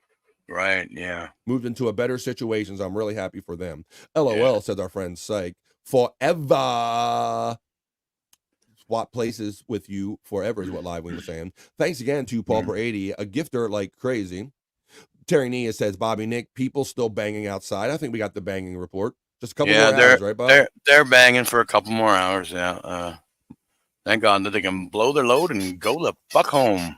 They're banging, but can they? Yeah, but are they working on the roof? That's what I'm talking about. That's it. Let's see. Mad shout now, Bob Nick, giving you cigarettes up. Psych says, I will face swap you with Chichu, which I'm working on now. Chichu is, for those who are not in the know, Chichu is basically Mrs. Sean Schultz, the producer of the Replayable show that we do on Wednesdays and Saturdays on the Levyverse.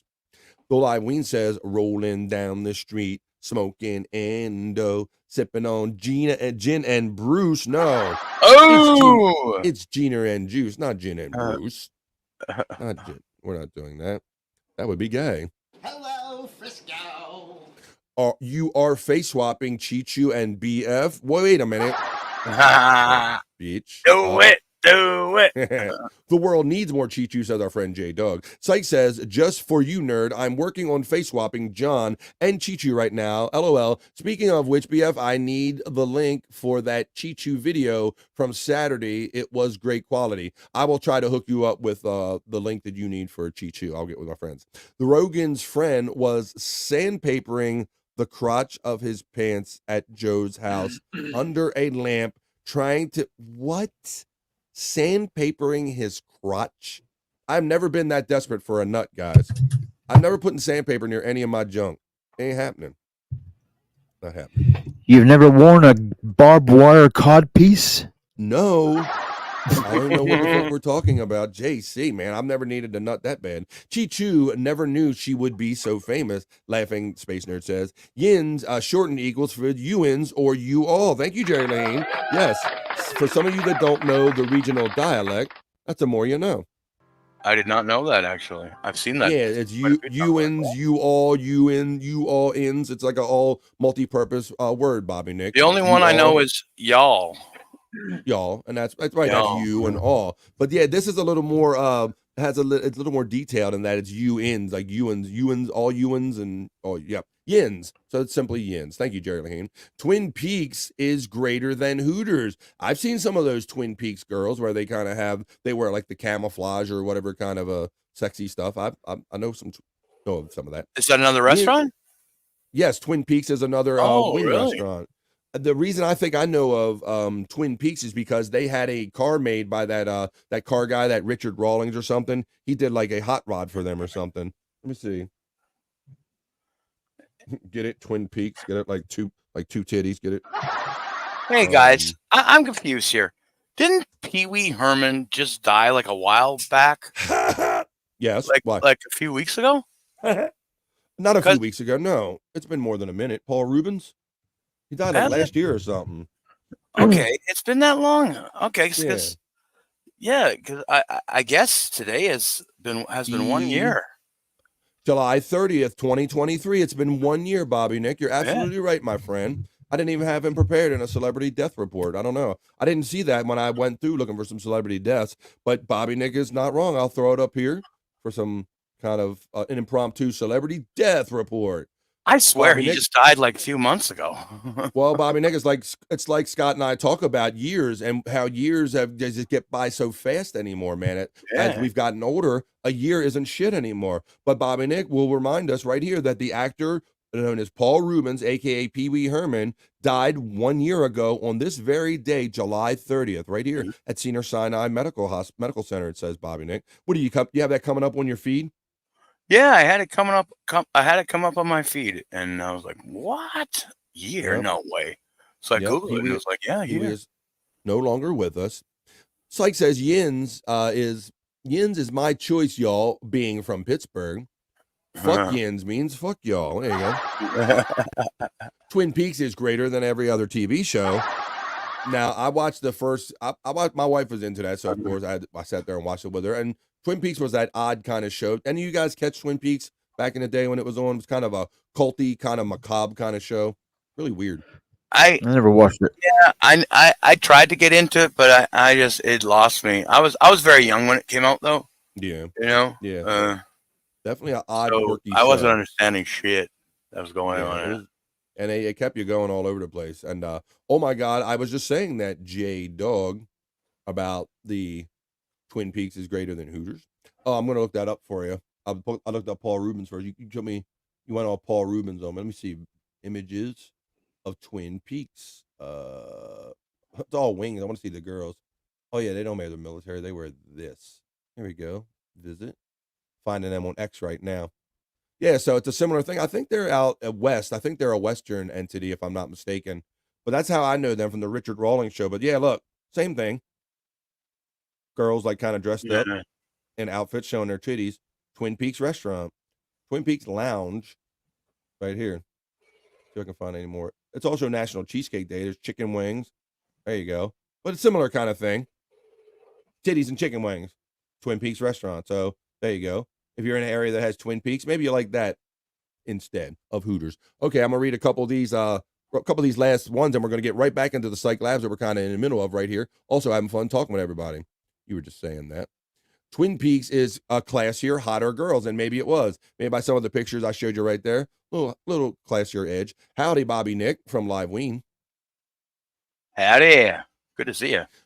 J Dog checks in and says Twin Peaks has a damn good Cuban sandwich. Hooters menu is basic stuff, according to our friend J Dog. Syke says the KY Jelly Show is now on. Ha ha ha. All right, well, we don't do like a whole show about any of this stuff, but we do kind of delve into stuff. And I did see this KY Jelly Show on this morning to Bobby Nick. Bobby Nick, is there any kind of insight you can give us onto why there's a KY Jelly Show or any of that? Do you know anything, or do you care to comment on any of it? Oh my God! I guess Kai said something on his morning show this morning. So Jason decided to do the KY Jelly Show. But I think it goes back further than this. If you could frame it a Well, little bit more, like why did these yeah, guys even get to this point? They used to work together for one thing.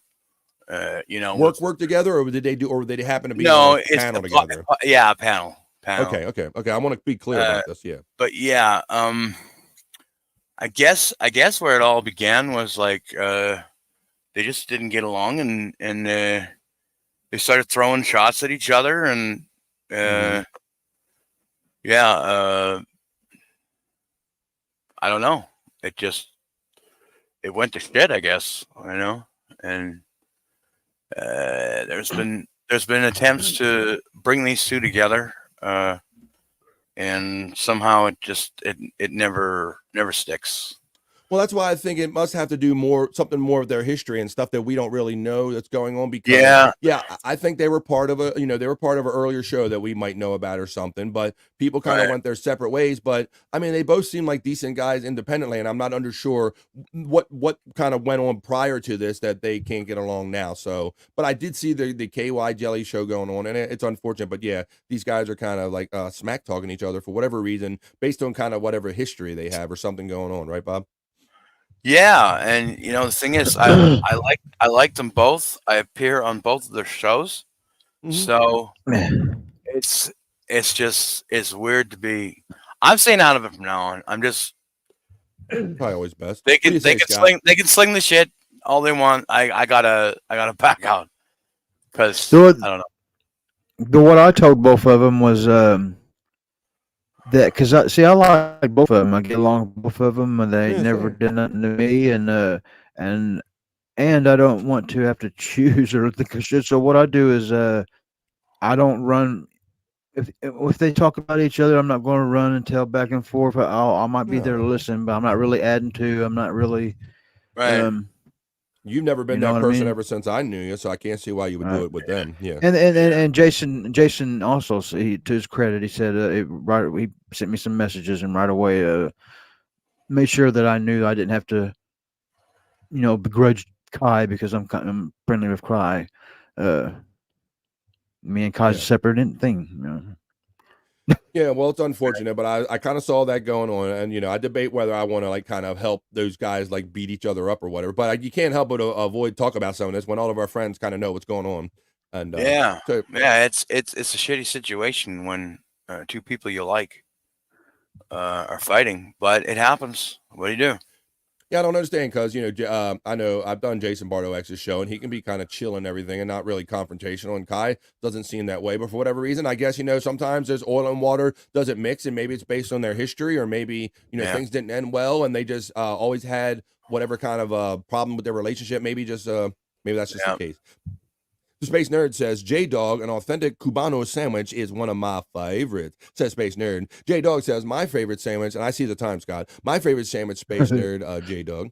Space Nerd says, so good, J-Dog. The Terry Nee says, Sandpiper Sally. Space Nerd says, several months, Bubby. Oh, I love PW, says Space Nerd. The Reverend Wild Bill says, okay, back from playing Susie Homemaker, but come on, Rev. They ain't going nowhere. The Reverend Wild Bill gives you a Hoya, Bobby Nick. Hoya! Yeah. Terry Nee, he remembers Pee-wee's great happy ending. That's what you're supposed to do in those theaters. Why did he get arrested for doing that in the theater? That's what that's why those places are sticky like that and crunchy. Everybody knows that. I miss Pee-wee Herman, says the Reverend Wild Bill. The Reverend Wild Bill also says, got a new cup of coffee. Got a tattoo. No, got a new cup of coffee. Well, half a cup and half Bailey's Irish cream. You do you. We don't discriminate. The Reverend Wild Bill says, we have Vampire Diaries here where I'm at. The TWD 15 minutes from me. Psych says, yesterday morning, LOL. JBX and the Kai drama the Reverend Wild Bill's laughing at. Kai is putting others' names out there also, says the Reverend Wild Bill. Talk about each other, but don't drag others into it, the Reverend Wild Bill is recommending. The Reverend Wild Bill also says, Space Nerd, we have a Cuban market that makes original Cuban sandwich. And Cholino says, Bo-woot. What's up, Cholino? All right. Scott, I'm going to extend it a little bit, brother, because I don't want to slight Kai. I kind of wanted to bring Bobby Nick in here, and I don't want to leave in the middle of this Psych Lab. So I'm going to play the other two things I have from Psych Labs, and then we'll do that, brother. I'll squeeze it a little longer. My favorite Paul Rubin movie, The Tripper, with David Arquette film, was so good. Is anybody familiar with this Paul Rubin movie? I am not. No. You guys remember him in the Cheech and Chong movies, right? I do. Yeah. That's going back before we even knew he was Pee Wee Herman. Would there, you Scott, care right? for a hamburger? I remember that one. That's the ending scene of Nice Dreams, I think. That's how it was for me, because I didn't know that he was Pee Wee at first. You knew him from being that crazy guy from the movie, and then you know him as Pee Wee, and then you go back and you're like, oh shit, that's Pee Wee Herman. Good pool there, Scott. Awesome. All right. So there, thank you for that. Okay, so let's continue with it right here now. I'm in the middle of Psych Labs. I'm going to play them as quick as I can, and then we're going to get into a piss break. And on the other side of the piss break, we got a lot of all the other fun stuff we like to do here on BF Live. Okay, so we had Bob Dog, and then we have this one. Then he hits me with this, and he goes, yo, BF, this is Psych Labs. We bring in it all the time. So Bob is the hip-hop gangster star. This is Bob singing Mims, rapping some Mims on BF Live. We're halfway through this episode of BF Live, WBFL. This is why I'm hot. This is why he's hot. This is why I'm hot for. This is why I'm hot for. This is why I'm hot for. This is why I'm hot for. I'm not cause I'm dried. I ain't cause you not. This is why I'm hot. I'm not cause I'm dry. I'm ain't cause I'm not. This is why I'm hot. This is why I'm hot. I don't got a rack. I could sell a mill saying nothing on the track. I represent New York. I've got it on my back. I can just say that we lost it, so I will bring it back. I love the dirty, cause you can show me love. But ladies start to bounce as soon as I hit the club. But in the Midwest, they love to take it slow. Cause when I hit it, when I want you do it on the floor.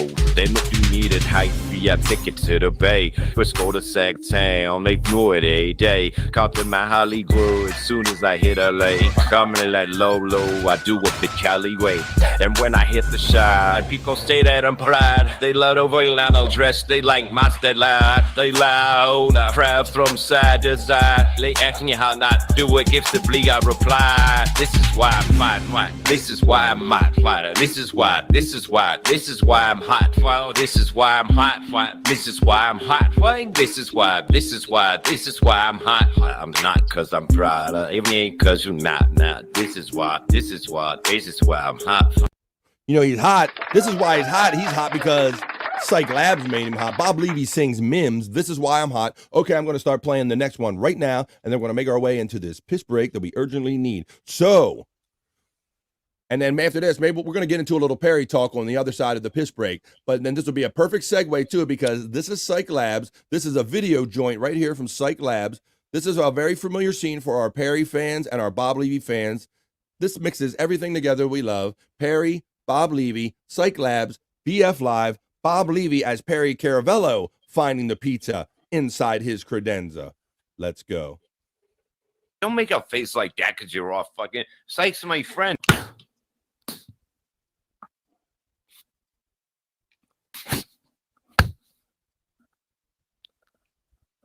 Oh, God. What the motherfucker? Oh, son of a bitch. Motherfucker! Hey, motherfucker! Are you still there, motherfucker? Yeah, motherfucker, look at this goddamn motherfucker. He'd never again land in my home. Yo, motherfucker. Are you talking to me? Yo, and here I am, motherfucker. So look at this shit. What is that? Motherfucker, Pete has been in my tour for ages. Motherfuckers. Wait, can I see that close up? What is that? It was a fucking pizza, no shit. What can I? Where did you find that? In my drawer underneath shirts. Why do you keep pizzas in your drawer? I don't keep pizzas in my. Wait. Can I see it? Wait, please. I can't get in track with this fucking thing that I got, bro. I was nice. See it? Because if my apartment stinks. Can I see it, please? Can you not? You fucking dead blind dumb son of a bitch. Look, can you take doing that for a cat of out of Hold on, wait. Before you dart away, can you damn it, shove it up your fucking ass. That's it, poison. Can you take a picture of it before you throw it away? Just place it down on the chair. Can you take a good detailed picture of it?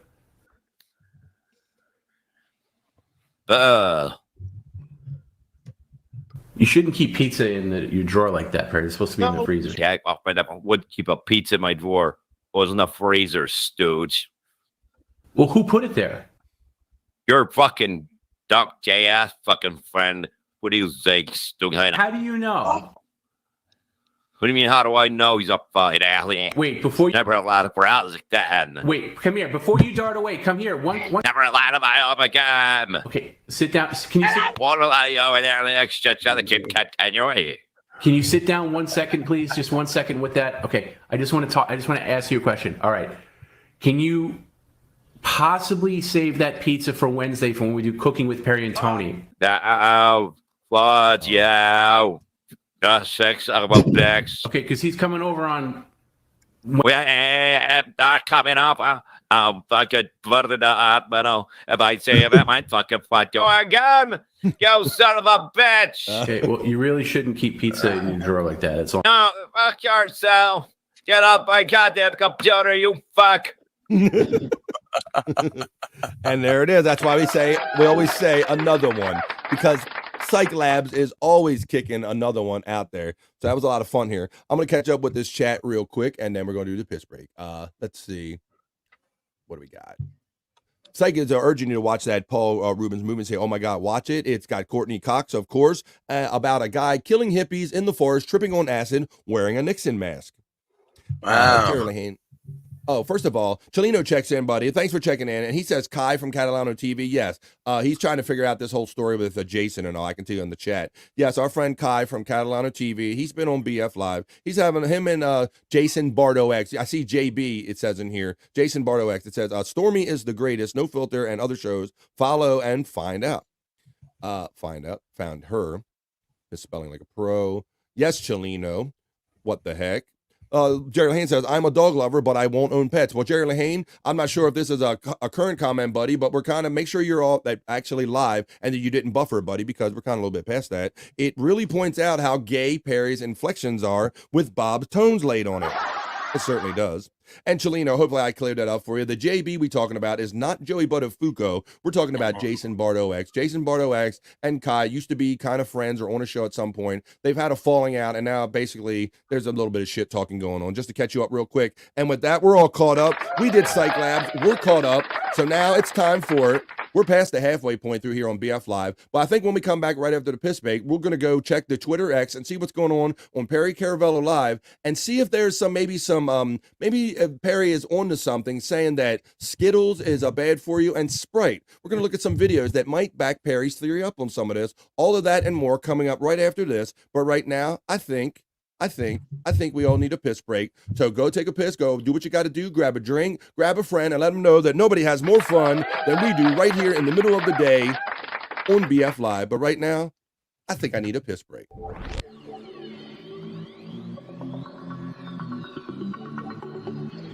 I think I need a piss break. I'll do the pee-pee dance. I'll do the pee-pee dance. I'll do the pee-pee dance, pee-pee dance. Yeah. Think I need a piss break. I think I need a piss break. Yeah. Oh, yeah. I think I need a piss break. I do the pee-pee dance. I do the pee-pee dance. Yeah. I think I need a piss break. Oh yeah. I'll do the pee-pee dance. Oh, watch me now. I'll do the pee-pee dance.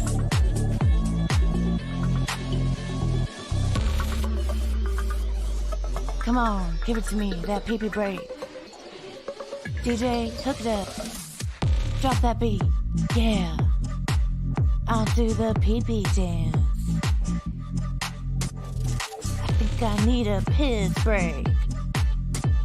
I think I need a piss break. Yeah, yeah. Watch me now.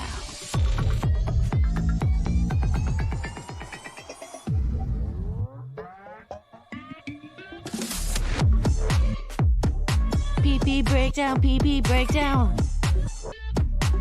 Break it down, pee-pee, yeah.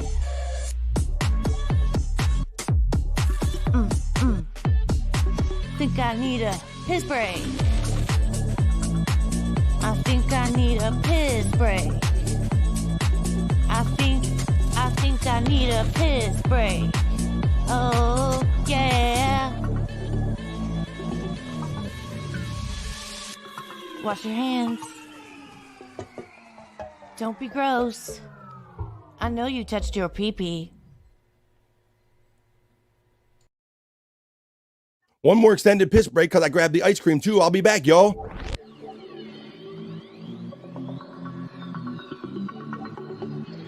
I think I need a piss break.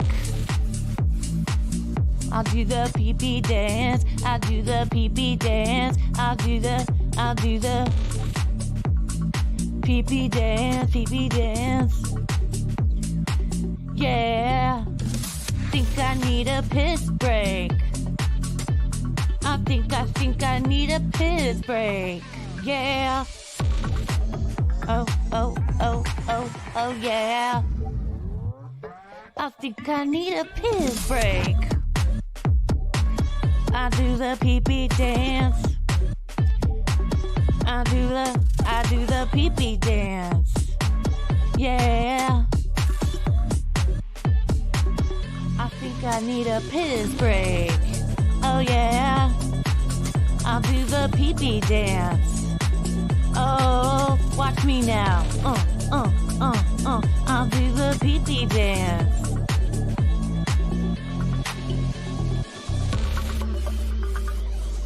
Come on, give it to me, that pee-pee break. DJ, hook it up. Drop that beat. Yeah. I'll do the pee-pee dance. I think I need a piss break. I think I need a piss break. Yeah, yeah. Watch me now.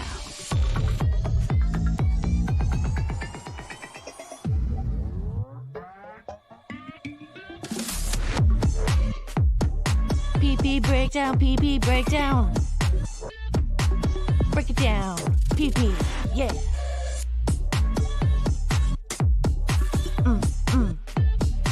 Think I need a piss break. I think I need a piss break. I think I need a piss break. Oh, yeah.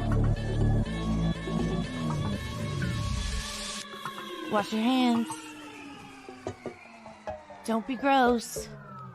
I know you touched your pee-pee. I only went once, but I touched my PP twice. What's up, everybody? I'm back.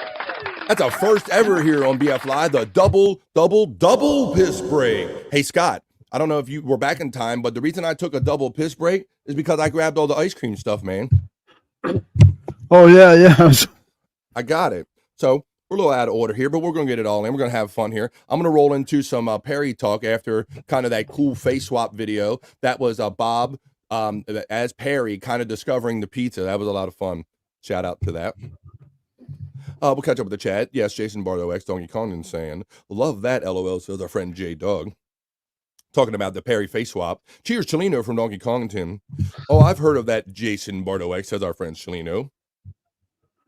He's throwing out the soul fist bump right there. Chelino is saying to Donkey Kongton. Chelino also says, so let's choose sides right here and bring others into this shit. Come on. All right. The lovely Lisa checks in and says, can I get a Hoya? Just got back from food shopping. Hoya. Asking you shall receive. Can I get a Hoya? Can I get a Hoya? Can I get a Hoya?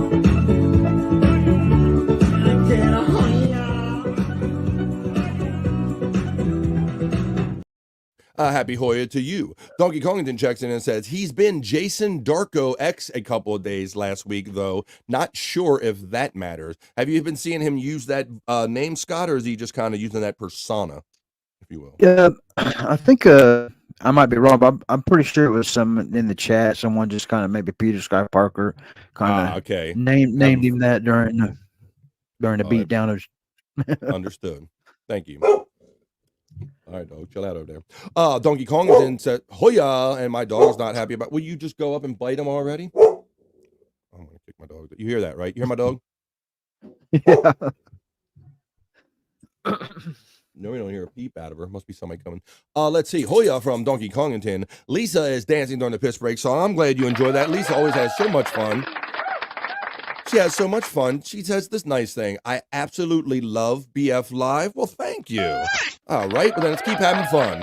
I absolutely love Lisa and everybody that joins us every day. So I'm going to read a couple of these chats here, and then we're going to go on to a little Perry Talk. And then maybe after Perry Talk, I'll put that little ice cream thing together, let it soften up a little bit so I can scoop it, Scott, and I'll try a little bit of that. I'm going to try the vanilla ice cream. I have vanilla ice cream. I have olive oil that you cook in, Philippe. I don't know if this is good, nerd. I got the olive oil, extra light tasting olive oil for frying and baking. So I'm not going to use that much. Hopefully it won't kill me anyway. But I got it, Scott. We're going to try that out. Cool. Let's see. I flipped a coin, and I'm on Team Kai. There you go. It's just that easy. Should I crack open another cold one? Well, you do you, Lisa. We don't judge here on BF Live. We don't judge. You do you, man, because we only get one ride on this planet. So let's do that. Open. Okay, it's under O. Looking for a sound. And it's right here. Open another cold one. That's right. It's the open sound. There we go. Hell yeah, Lisa. I'm drinking a twisted tea at work. Oh, shit. It's like, hey, they just think this is regular tea. They don't know no better. This is my twisted ass tea, so I can put up with you fools. There you go, J-Dog. Do what you do. Rough week, and it's only Tuesday. Boy. All right, J-Dog. I feel you on that one, brother, and that's why we do replayables on Wednesday, man, because we do have those weeks. You have that Monday, Tuesday. It seems like you can hardly get the Wednesday before you got your ass kicked. You know you can't wait to Friday. So whenever you have those kind of weeks, join us over on Bob Levy's YouTube channel, The Levyverse, on Wednesday nights for Midweek Freaks at 8 o'clock East, 5 Pacific. You know what's up because you hang over there sometimes, and that's where we kind of take care of some of these rough weeks that we're having in the middle of the week. Lisa says, J-Dog, I hear that. Be careful on the job, though, having that twisted tea. J-Dog says, thanks, Lisa. I'm the only one at my workplace, and I was cutting some grass. A beer seemed necessary today. Well, there you go. But to take the little edge off, if you will. Lisa shouts out and says, Bobby, Nick, and Scott. Bobby Nick's not back yet, but I'm sure Scott says hello. He sees you. Lisa. J-Dog, it's like soup out there today. Yes, I hear some parts of the country are experiencing like that 100% humidity, Scott, where it's like you feel like you're like walking through water or like a wall when you're outside. Yeah, I walked for the show before the show. I come back a mile walk, and my clothes were soaked. So you're experiencing that high humidity. It sounds like where Oh, you're yeah. at. Droopy Balls checks in and says, "Woo, whoa, there you go." Woo. Ric Flair drip go woo on a bitch, and so does Droopy Balls. How you doing, Droopy Balls? Thanks for checking in. J-Dog says, yeah, I'm in the South. It's hot AF. Donkey Kongton says, I didn't know that, Scott. Must have been a night I missed. I only knew it from Jason saying it. Okay. From Jason saying that word. I think I remember the Shawnee right. Zone tonight. What's that, buddy? I'll talk to you. I'm sorry. No, them asking about where the name come from. I think I might be wrong. Right? Yeah, I could be wrong. I don't know. It's hard. Yeah, we do so many shows. You don't know who talked what shit in what show. But yeah, that's probably as close as he can get. Let me see. As far as is the Annie Zone tonight. I don't know about the Annie Zone, but maybe the Shawnee Zone is on tonight. I'm not seeing a confirmation yet if we are a full go tonight. Sometimes it's based on what shows they are doing before and after us, if they're trying to fit a members only show in on the Shuli Network. So stay tuned, set your notifications for the Shuli Network. But yes, traditionally, if we do the Shawnee Zone, and that's not to be confused with the producer of Replayables, this is the guy from the Stern Show, not High Register Sean, and he will let you know that. He will let you just know this, that it is. It's Sean.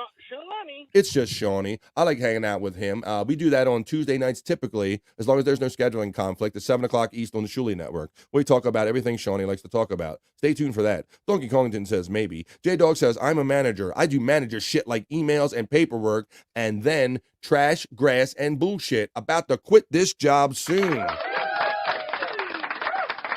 Take this job. I also needed a shit break. Oh, yeah. hey-o. I didn't know he was back either, Scott, until he yelled like that. I didn't know you were back, buddy. I had you up on the screen the whole time.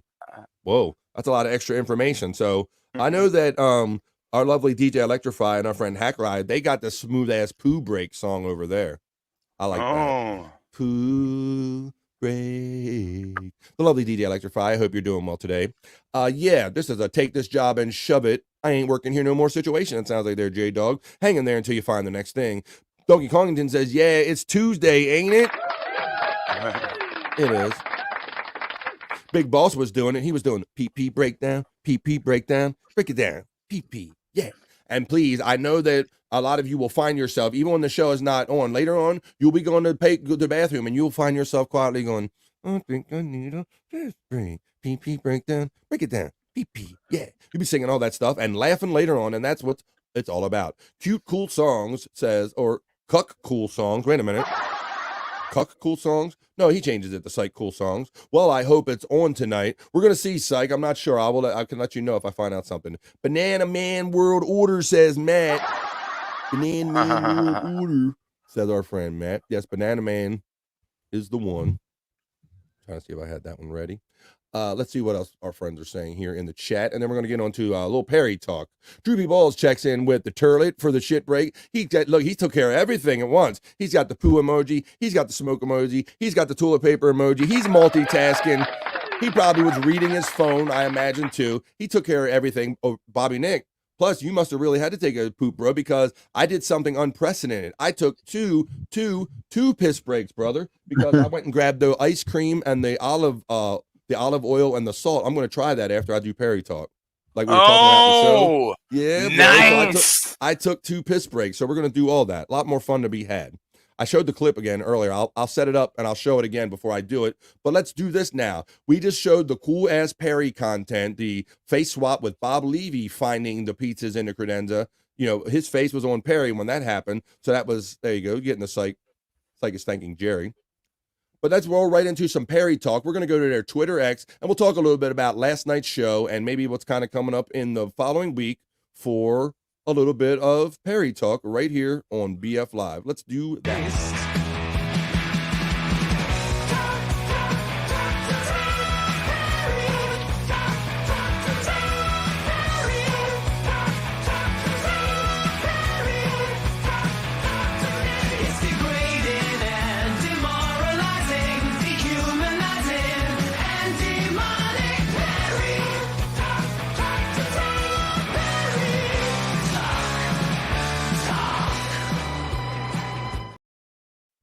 That's right. Perry was back last night, so let's talk about it a little bit on BF Live. We'll talk about a little Perry talk. Shout out PCL family, chat family, Bones Up in 666. It was a lot of fun. And yeah, Bobby Nick, Matt was in here. He noticed that I was up until, they didn't end that show last night until like 3:20 my time, Bobby Nick. Really?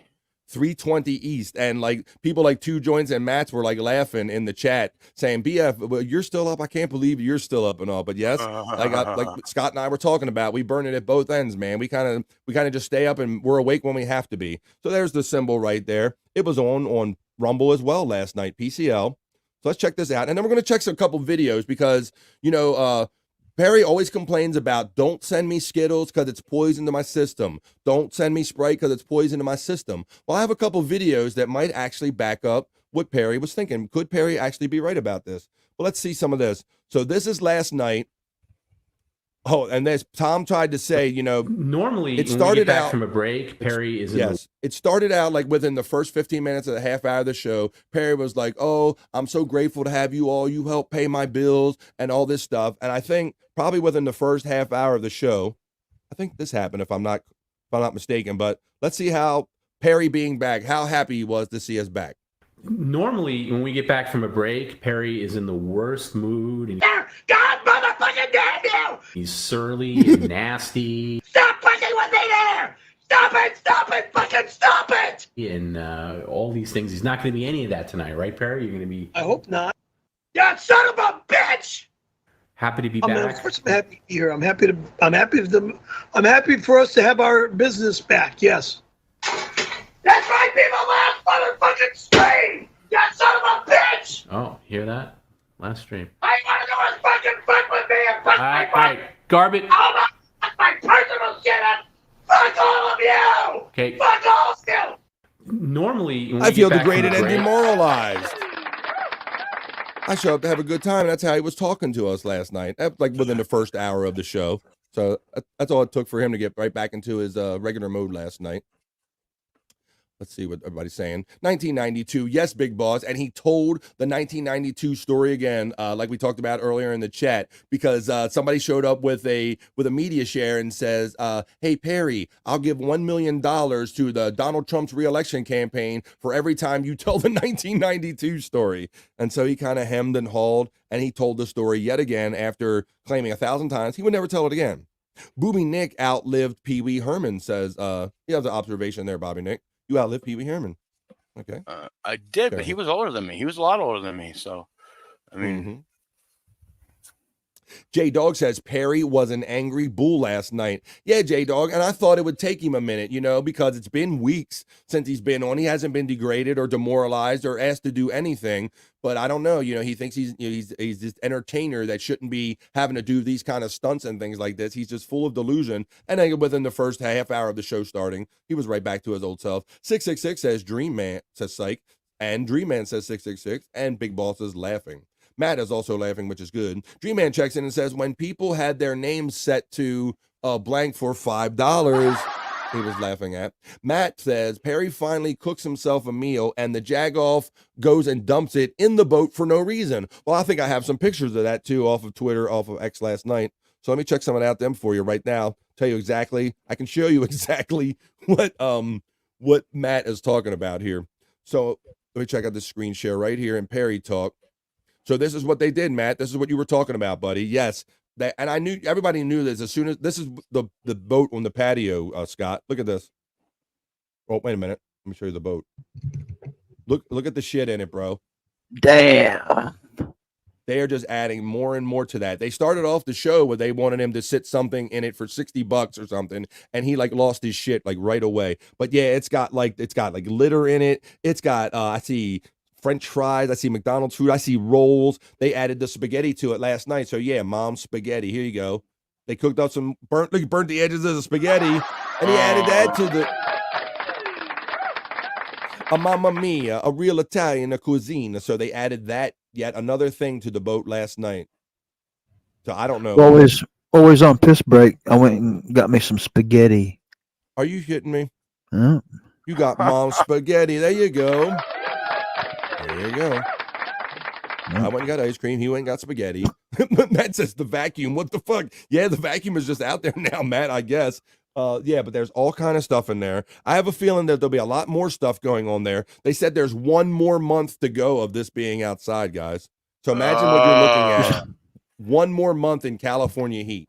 Imagine that can draw up some possums and raccoons if they got them in there. Yeah. And like they said, I mean, it's mostly disguised by its being on his patio and the trees that are around it. But I can't believe that a smell or somebody that works for the apartment complex hasn't caught on to this yet and has a problem with it.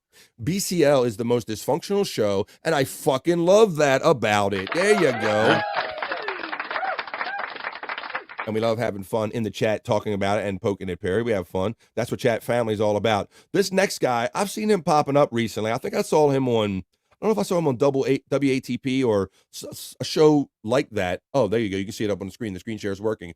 But look at this guy in the upper right-hand corner. You'll see kind of what he's going for when they play this for Perry. And watch Perry's reaction to somebody that's acting like this. I hate this! I hate it! I hate this show! I hate fucking breathing air! I hate being alive! I'm in so much fucking pain! I can't fucking stand it anymore! I can't fucking stand this! I can't fucking stand this! I've ruined my fucking life! I just want to be over!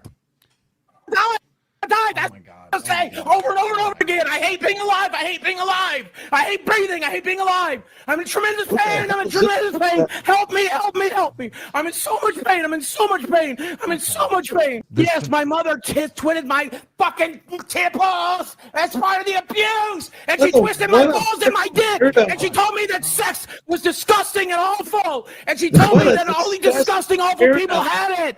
Oh my God. No, my dad fucking masturbated in front of me and showed me pornography and asked me if I wanted to join in and encouraged me to touch him, and I fucking did. Oh my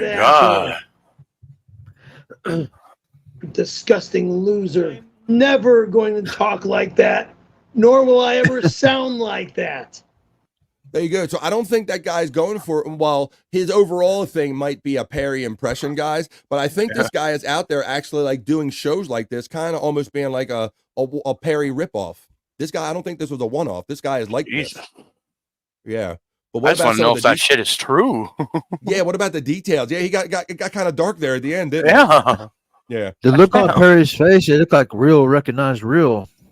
Thanks for pointing that out, Scott. And that's what I kind of noticed about this. When I see people that have like almost the exact same energy, and that guy certainly was putting out like that frantic Perry energy, I love seeing the main person react to that and go, look at this fucking asshole. Like he doesn't think that he's basically, he can't take somebody that has his exact energy. I'm going to play this one more time now that everybody kind of knows what we're looking at. One more time here on Perry Talk. I hate this. I hate it. I hate this show. I hate fucking breathing air. I hate being alive. Look at Perry the whole so time. much fucking pain. I can't fucking trying to stand figure it him out. anymore. I can't fucking stand this. I can't fucking stand this. I've ruined my fucking life. I just wanted to be over. Now I died. That's what I say over and over and over again. I hate being alive. I hate being alive. I hate breathing. I hate being alive. I'm in tremendous pain. I'm in tremendous pain. A lot of things were similar up until the daddy stories. I'm in so much pain. I'm in so much pain. I'm in so much pain. Yes, my mother twitted my fucking tipples. Right here. That's part of the abuse. And she twisted my balls in my dick. And she told me that sex was disgusting and awful. And she told me that only disgusting, awful people had it. No, my dad fucking masturbated in front of me and showed me pornography and asked me if I wanted to join in and encouraged me to touch him, and I fucking did. But asshole. He's a stupid asshole, Scott. Disgusting loser. Never going to talk like that. And he compared nor will himself I right ever to the sound guy. like that. All right, so there you go. I played it for you again. On PF5. Yeah, what do you think about that guy? I don't know if that guy's kind of interesting as a Perry is. No, I think it's like when he got into the sexual abuse. I guess that's like Perry's 1992 story. I guess supposed to be his Yeah, that was story. his version of that. Yeah, but it does seem like he was going for like a Perry ripoff. Psych reminds us, says that because the vacuum lost its wheel, so Perry said, "Fuck it." I thought it was the shop, his brand new shop vac that needed like it only has the 3 wheels on it, but it could be any or all of the above. Psych. No one but Perry people dare go near his patio. Yeah, and then he had another story about Juliet. He bugged Juliet at the pool. He had to like talk to her. She was out sunning the pool, and basically she like talked him down and said, basically like, leave me alone and get away from me. So I think he's starting to get the hint, but we're never quite sure with Perry if he's gotten the hint about Juliet. Dream Man checks in and says, Boggy, I begged you, I begged you, I begged you, I begged you, says Dream Man. Big Boss says, LOL, Perry's face. Yeah, Big Boss. He's like disgusted. Yeah, and he's looking at him like, is this guy, is he doing an impression of me? Is he an asshole? Is he different than me? Like, and yeah, so at the end, you could see Perry comparing himself, going like, I would never talk like that or talk like this guy. Like, he was basically feeling him, hit a little too close to the mark. If you love PCL, go Google and enjoy the Big 3 podcast. Legendary classic Perry content. Yes, that was his old joints jam from back in the day. Yep, with Don. Let's see. Never gets old, says J-Dog. Tipples, says our friend. Yeah, he got them titty nipples, didn't he, Dream Man? Got them tipples, Bobby Nick. That dude was like really like, grabbing his shit. And, like he just lifted all of them things. Is that Bobby Nick, Donkey Kong in the ass? Wait a minute. Matt says, isn't that the guy Jake challenged to a wrestling match? I'm not familiar with that. Did he do that? I don't know. Donkey Kong says, okay, I thought this was a bit y'all was doing for the show. No, not at all. Boggy2988 had to get liar tattooed underneath his face for faking cancer. Can't do that. Tweeted my nipple, says Dream Man. Dream Man's getting the bones up from tipple. Yeah, that's a new one. All right. Okay, so of course they love the whole thing about Perry is keeping him on edge and keeping him abreast of everything that's going on and having fun. Maybe having playful fun teasing Perry every now and then. We might do that. And who also does that? He's a far more superior broadcaster. That's right. It's Kenny Caravello from Kenny Caravello Live. Let's see what Perry thinks about his brother's much better show. I'm done. Kenny Caravello Live. Oh, it's not degrading or demoralizing. Welcome to my show, Kenny Caravello Live. That's right, here on KCL you'll get famous guests, interesting people, no blithering, no dithering. And coming up this week on KCL, we've got Juliet, the woman that Perry stalked online and in person, and current woman of Tony Hawk. She'll give us all the dirt on what's going on behind the scenes. That's right, Juliet, coming up this week on KCL. You be there.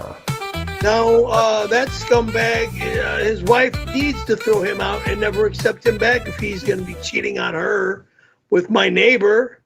So good thing she threw him out. He's not allowed in my house. Ever. Kenny Caravello Live. It's funny because he starts out not believing it, and then by the end he goes, how did he get Julia on his show? It's like I'm just so fascinated how Scott he will start out believing something at the very beginning and then not believing at the end, or vice versa, like the same story basically, like that one right there. That was funny, man. Talk yourself into believing it. Yeah, what the things that will trigger him and piss him off, and the things that he will accept, is you just never know where it's going to come from with Perry. But that is the much better Kenny Caravello Live. It's better produced, and I don't feel degraded or demoralized when I watched it. Okay, so that was the kind of the stuff off of Twitter and X. Let's see. Matt has an opinion. He says FKCL, PCL for life. There you go. And Dream Man talks about the spaghetti story, asking if you remember the spaghetti story. All right, so I got those things off of Twitter X. But then something occurred to me. You know, Perry always talks about the Skittles being poison and everything is poison, right? So like the Sprite being poison. Well, somebody sent me some videos that might back this up a little bit. We'll see if Perry might be onto something here. I'll let these roll a little bit. I got one. This one's about Sprite because he says Sprite is poison for his soul. Let's see what's going on with Sprite. The cool, crisp, refreshing lemon lime Sprite. I'd ask you want a Sprite? It says Sprite's green bottle is no more. And is Sprite good for your health? So we're going to finally get down to it. Is Sprite better for you than 7-Up? And what about this old green bottle and what they're doing about it? Let's see. Green bottle no more. And is Sprite good for health? Many people enjoy the refreshing, citrusy taste of Sprite, a lemon lime soda created by Coca-Cola. Do you really want to live in a world without Coca-Cola? The company will be changing the packaging from green to clear plastic beginning August 1st as part of broader efforts to become more environmentally responsible. The green plastic Sprite bottle is made from polyethylene terephthalate, or PET. Though it is recyclable, not all recycling facilities are willing to process it, since additives like color make the plastic less reusable. Yeah, baby, I know it. Customers will also notice a revamped logo and packaging design on the Sprite bottles. The beverage giant has often been criticized for contributing to environmentally damaging plastic waste. In 2020, the company was named as the world's #1 plastic polluter. Its logos and branding were found on 13,834 pieces of discarded plastic in 51 countries, often in public spaces such as parks and beaches. Coke said this innovation is projected to reduce roughly 20 million pounds of new plastic waste. King of the lemon lime sodas. You were saying? Sprite. Sprite, good. The cornerstone of any nutritious breakfast. Sprite is a caffeine-free beverage that comes in a variety of fruity flavors. Made with natural flavors, and offering alternative products such as Sprite Zero Sugar, Sprite sounds like a pretty healthy bet when it comes to sodas. Is it healthy, Perry? Sodas that are darker in color, such as Coke, are known to contain chemical ingredients that can negatively impact our health. Some of you may die, but it's a sacrifice I am willing to make. Sprite can be beneficial to us when dealing with illness. In order to keep dehydration it can be beneficial, Perry. Now listen very well here, Perry. at bay during a nasty bout of cold or flu symptoms, medical experts advise sticking with clear liquids to ease an uneasy stomach and replenish fluids lost from diarrhea or vomiting, Sprite being among them. Experts also give the thumbs up when it comes to drinking Sprite to combat the flu, along with 7-Up or ginger ale. My husband's having a heart attack. Is anyone here a doctor? I have a diet Sprite. They advise that 2 liters or more of these sorts of liquids should be consumed. The good news is that Sprite is free of artificial coloring, which does make it healthier in comparison to beverages that have it. Refreshing. Some research suggests that artificial coloring may pose a health risk when consumed in large amounts. Sprite reduces this risk by omitting these chemicals from its formula altogether. Drinking just one 12-ounce or 375 ml can of Sprite gives more added sugar than is recommended per day. That's incredible. Therefore, you should limit your intake of Sprite and other sugary sodas. If you like to drink Sprite but want to reduce your sugar intake, try a naturally flavored sparkling water. So there you go. But I think overall, it did tell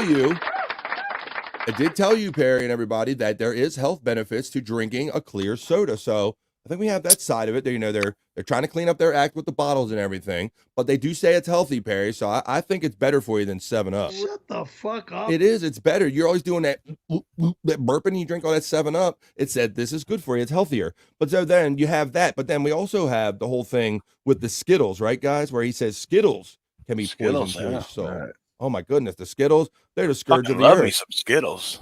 Right, I love Skittles too, Bob. All right, now, Bob, let me actually, hang on. Skittles. Now, I'm old school Skittles because I've liked Skittles since they came out, and my issue with Skittles is that they changed the lime to apple, Bobby Nick. Are you familiar with the whole, they changed the green one? It no, they did? What? But here in the States, they changed it to apple, and I'm not a big Apple fan, right? Wow, well, they could have done it here because I honestly haven't had Skittles in I don't know how long. And I used to love them. I used to love them. Oh, you damn right. But I would Apple stuff ones, them in my mouth. When they that's a sound drop. But when they had the apple, when they put the apple ones in, it would overpower and it would make the whole thing taste like apple, Bobby Nick. And they've even gone back to, it might be on my candy shelf. I have the original. They went back and did like a retro kind of thing, and they started making them the old way and called them Skittles Original. So I like Skittles Original. They're not poison to my soul. Okay. But there are some people that think that Skittles can be poison to them. So I'm going to show you a little video here, share a little video I have about it. Like to see it? Here it go. About Skittles. Right here. Let me find it in my Perry folder. Let's see. Where did it go? Oh, there it is. There it goes. Let's see why Perry fears Skittles. And it's not playing with any sound. No sound. It's a minute. Here we go. Wow, it downloaded without sound. Well, that's unfortunate. Shit. Unfortunate production issue. I didn't know that. I downloaded it and it's totally muted it, and it won't let me unmute it. But this just goes on to say that there may be something to what Perry says about Skittles, because this report is showing you all the different parts of the world that already banned these food colorings in here. And in the United States, our FDA has deemed it that if you eat them in moderation, if you eat a little bit of them, this titanium dioxide, I think it is, that they use kind of for the coloring, it can be poison in high amounts. So Perry is not exactly wrong about that. So I don't know why this video went through without sound, but there you go. I'll cut it off right here because what's the point? Yeah. So Thing is, you can drink a little bit of strychnine too and not die. But there you go. Hey, should you? Let's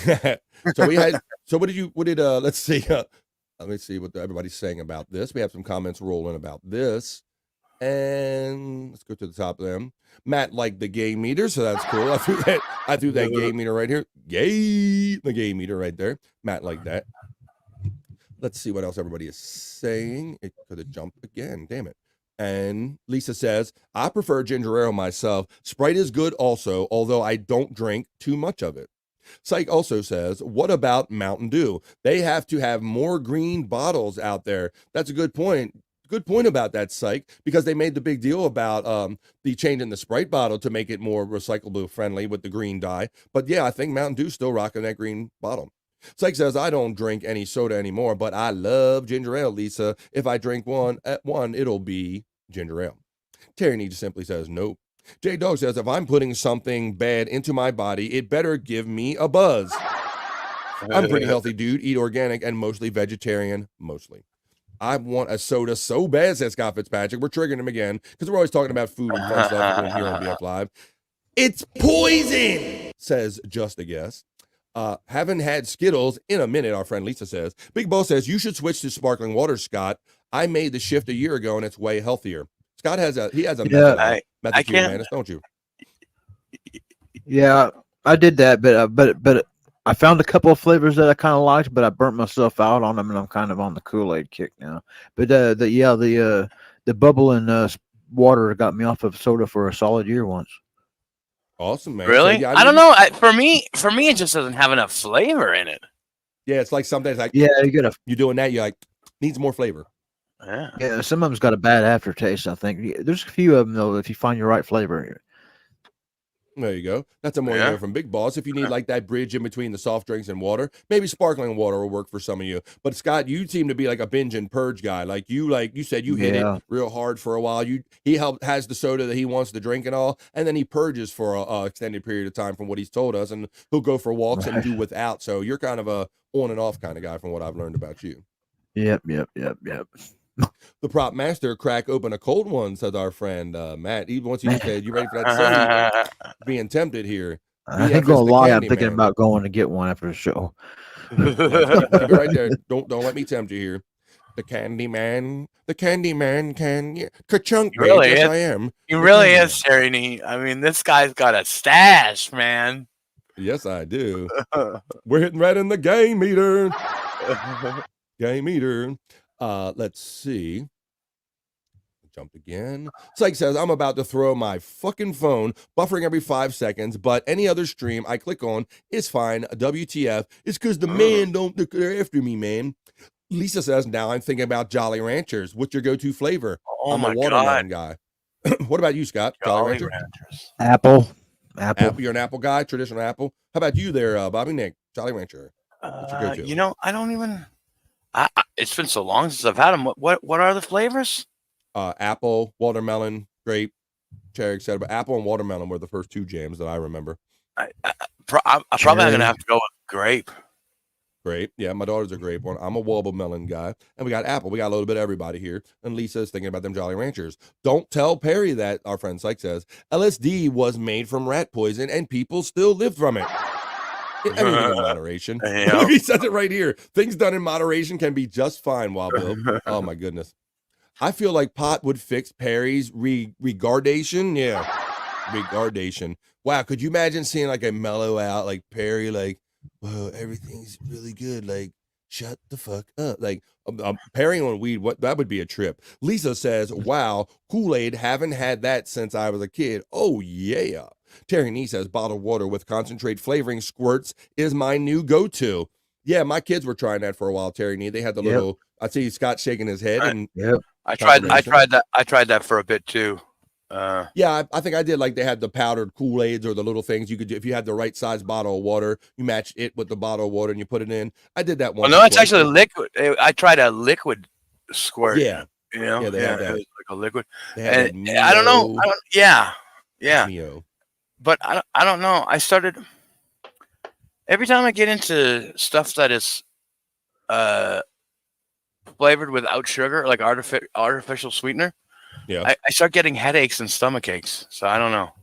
Good old sugar. Yeah, we got there, Scott. I see you rocking a drink. What are you showing us? I got this was a sparkling. This is my favorite sparkling water, but I reused the bottle and put Kool-Aid in it. The blood orange looks like is sparkling my urine. It looks like blood orange with pineapple Kool-Aid in it. There you go. Pineapple Scott, Kool-Aid. Very nice. Scott mixes up his methods. He's a binge and purge guy. Terry, we got the bottled water with the concentrate comment. BF Live watermelon for Jolly Ranchers. That's the same here. Lisa, we're team watermelon. Think grape flavor aid. The choice of the leading cult leaders. Hail Jim Jones. How about new? Want a cup of Kool-Aid? I see you're not having none. I'm addicted to high C, says Articulate John checking in. I see. Are you addicted from back in the day? That was a treat, like high C and Hawaiian Punch when you had the can, when you had to open it like motor oil back in the day, guys. That was a treat back in the day. When I had to break out that opener, you knew you was getting something special. Yep. Remember that old opener? High C, that's what I remember about High C, the old opener. Watermelon, Team Watermelon Rancher, psych too. We got Team Watermelon. Ain't when you dip into one of those big fucking cans and it like goes the wrong way and you get a big burst of the dust in your face and you breathe it in. It's like you fucking choking on it. You can taste it. Matt says, I'm addicted to Modelo. Well, you sound like my friend Chris Abels, Matt, and I know that you'll probably be joining us in the chat tomorrow night for the Midweek Freaks version of Replayables on the Levyverse channel, 5 o'clock Pacific, 8 o'clock East. Terry Nee says, Tom Gully is doing a show on Kool-Aid tonight. Is that a fact? Shout out to Terry Nee and our friend Tom Gully. Okay, I think let's put a little bow on that because we kind of covered Twitter X. We did a little bit of that, a little bit of this, a little bit of that, and that was today's edition on BF Live's Perry Talk. But it's 22 minutes past the hour, so I got other fun stuff here. But that was Perry Talk.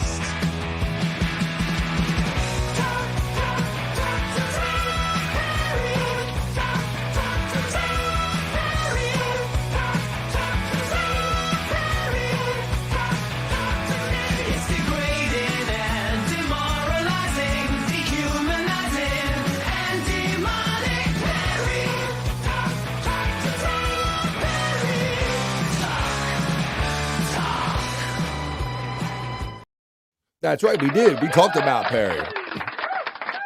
We had a lot of fun doing it. Shout out to everybody. Lucas checking in. It's Kai and friends checking in saying, hi, guys. Oh, hi, guys. What's up, Kai? Hey, Kai. Hello, Kai and friends. Thanks for checking in, Kai Bronicasio. Matt, Modelo is great. Lisa agrees with you. Lisa is giving the cheers right back from Matt. Fake Jack. Wait a minute. That's a fact, Jack. That's a fake Jack or a fake Jack. Hey, good afternoon, Kai from Big Boss. Fact, Terry Nee corrects himself. Reverend Wild Bill says, my dad opened the Hawaiian Punch with an oil spout he kept in the kitchen just for that reason. Really? Well, Reverend Wild Bill, we didn't go that hard, buddy. We just had like the pointy kind of triangular thing that you hook on the end and put it in. Yeah. But that is some dedication to having your own kind of a Kool-Aid spout. And that was kind of a bigger one. You getting a visual of that, guys? That old can back in the day with a big old oil thing sticking in it. So you can pull your Hassia and your stuff out. That's cool, man.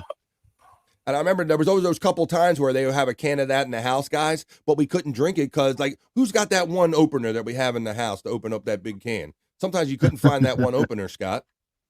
Yeah, it's like having the tap to the keg. Yeah, exactly. Yeah. Like where I knew we had one at some point, but where is it? That's a good comparison. That's cool. Kai and friends. Yeah, we used to have a lot of different openers. Did you? You know, there. Well, I mean, our society in general. You know, you had the one for a beer bottle back in the day. Now they're twist offs, though. Right. Then you had a can opener. Right. Like and then you had the one that you were talking about. Mm-hmm. Got the can opener, and then they got to be electric can openers. So yeah, I'll do a whole segment about openers. Yeah. Yep. All the different openers you have. Kai is getting the love and the respect and the strength from Terry Nee. 91 degrees and climbing, the Reverend Mobile says. Ooh. Damn. Pardon my cough. There you go. It's currently 84 degrees where I'm at in the mid-Atlantic here on the East Coast of the United States. Kai and friend shouts out Lisa and says, hi, Lisa. Big Boss, Terry Nee, and all. Donkey says, cheers to Lisa and cheers to Kai. The Reverend Wild Bill says, BF, you had the church key opener. The church key opener, yes. There's my LinkedIn, my link tree running. I still have the old-fashioned can opener, says Lisa. Wow. I would have to go up and look in our drawer. I'm imagining there's still one in kind of an old set of supplies that we had, cutlery and things of this nature. The best opener I had was a P38, says. Yes. How do you relate to that, Scott? You seem like you recognize that right away. A P38, is that a gun? I'm a little bit of a prepper, and I got bug out bags, and I got three in my bug out bags. I got three of them. Explain to us, and that not in Oh, another it's from P38 is. yeah, it's the same thing you can put like on your keychain. It's a very small piece of metal about the size of a cigarette butt that you kind of open a tin can with, kind of. I think you brought this up before in past shows. You talked about this little Yeah, I think I special brought thing one. you can Yeah, do stuff with. Okay, the Right. P38. Thanks for refreshing my memory about that. The military thing. That's right. Military You did can say, opener. didn't you? Because didn't your father teach you how to use it, or you got one through him, or Yeah, around him? Was yeah, that the story? That's what I Right, thought. right. Okay. Lisa says, Bobby Nick, not all bottles are twist off. Yeah, and so he got into Yeah, the whole. He just gave me I the whole did. opener rundown. Yeah, I did recently run into a bottle that wasn't twist off. I was like, what the fuck? It does. It surprises you nowadays, but back in the Yeah. day, it wasn't. You get a soda from the store that were firmly sealed, and if you didn't remember to use the opener at the store, you had to hope you could find the one good one if you had one at the house. Yeah. I remember a couple times when I was a kid walking around with a bottle going, how do I get this thing open? Big Boss Yeah. is saying LOL to Lisa. Donkey Kong lets us know that the P38 is the shiznit. I got one on my keychain. So you guys are educating us on the P38. I've heard Scott mention it before, but a lot of people know, Donkey, Wild Bill, and Scott know about the P38, and they tell us it's a little thing you can put on your keychain, and you can use it for peeling cans open and all kind of different crafty stuff. Right, Scott? Yep, it's about the size of your thumb, and it kind of folds and hangs on your keychain, and then if Yeah. you're ever stuck and need a can opener, you guys. That's cool, man. I'm gonna have to look up and see how you use one. The Big Boss, Lisa says, I'm old to the Big Boss and laughs. The Reverend Bill says, I have a church key on the side of my fridge right now.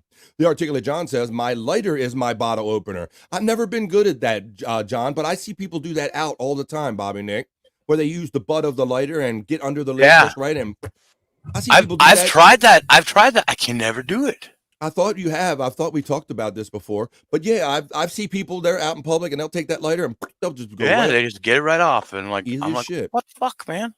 But most of can't the do time it. I'm drinking twist offs, and then I guess the couple times I do, I have a proper opener. Donkey Kongton says, I got a Royal Crown bottle opener screwed on the side of my kitchen counter. That's cool. That's old. Cool.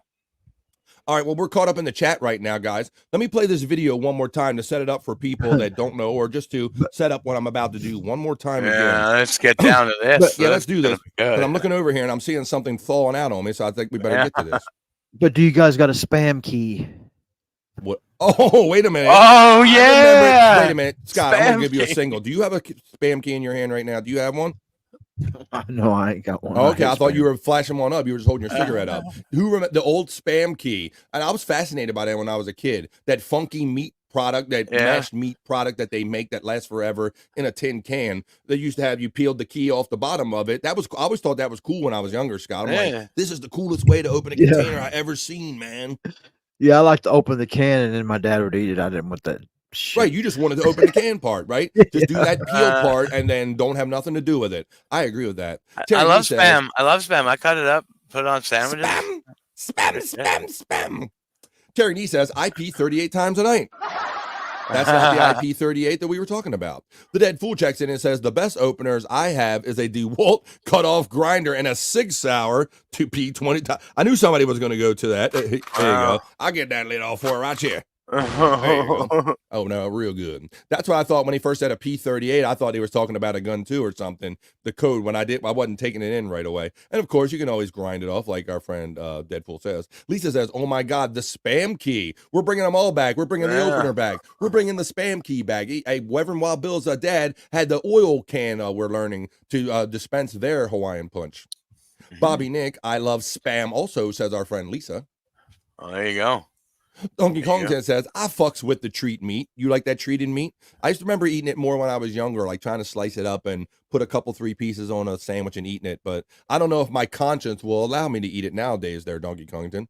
The Reverend Wild Bill says, I have a tin key in my junk drawer. The old spam key. Sardines use that key also. Right. I Walter don't D- fuck with sardines, but my mom used to. And oh man, I couldn't even stand that can when that shit she opened that shit.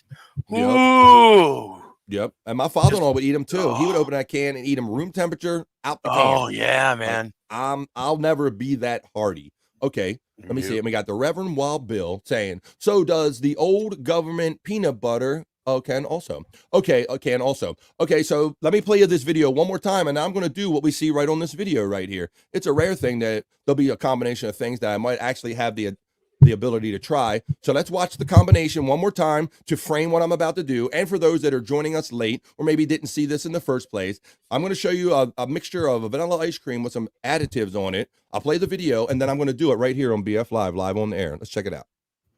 Oh, let me put the sound on it.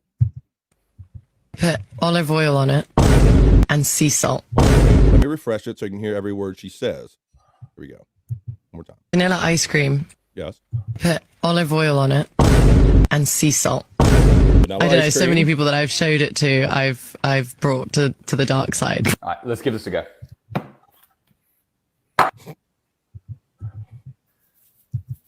So here's the final result. Oh, that's so good. I think I gotta try this myself. All right, so I got vanilla ice cream. You want to hand me a spoon? Thanks. Fucking chicken foot. All right. Okay, we're gonna try this. Okay, so we got our olive oil and we got our sea salt. Let's try this out here. I don't know how much I'm supposed to put on. I feel like I'm being trolled right now. I feel like I'm being trolled. All right, I'm gonna make my chef wife eat some too. All right, here we go. What are you eating?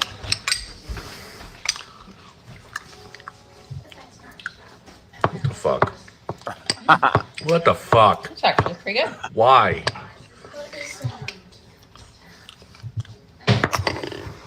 What the fuck? Why did that work?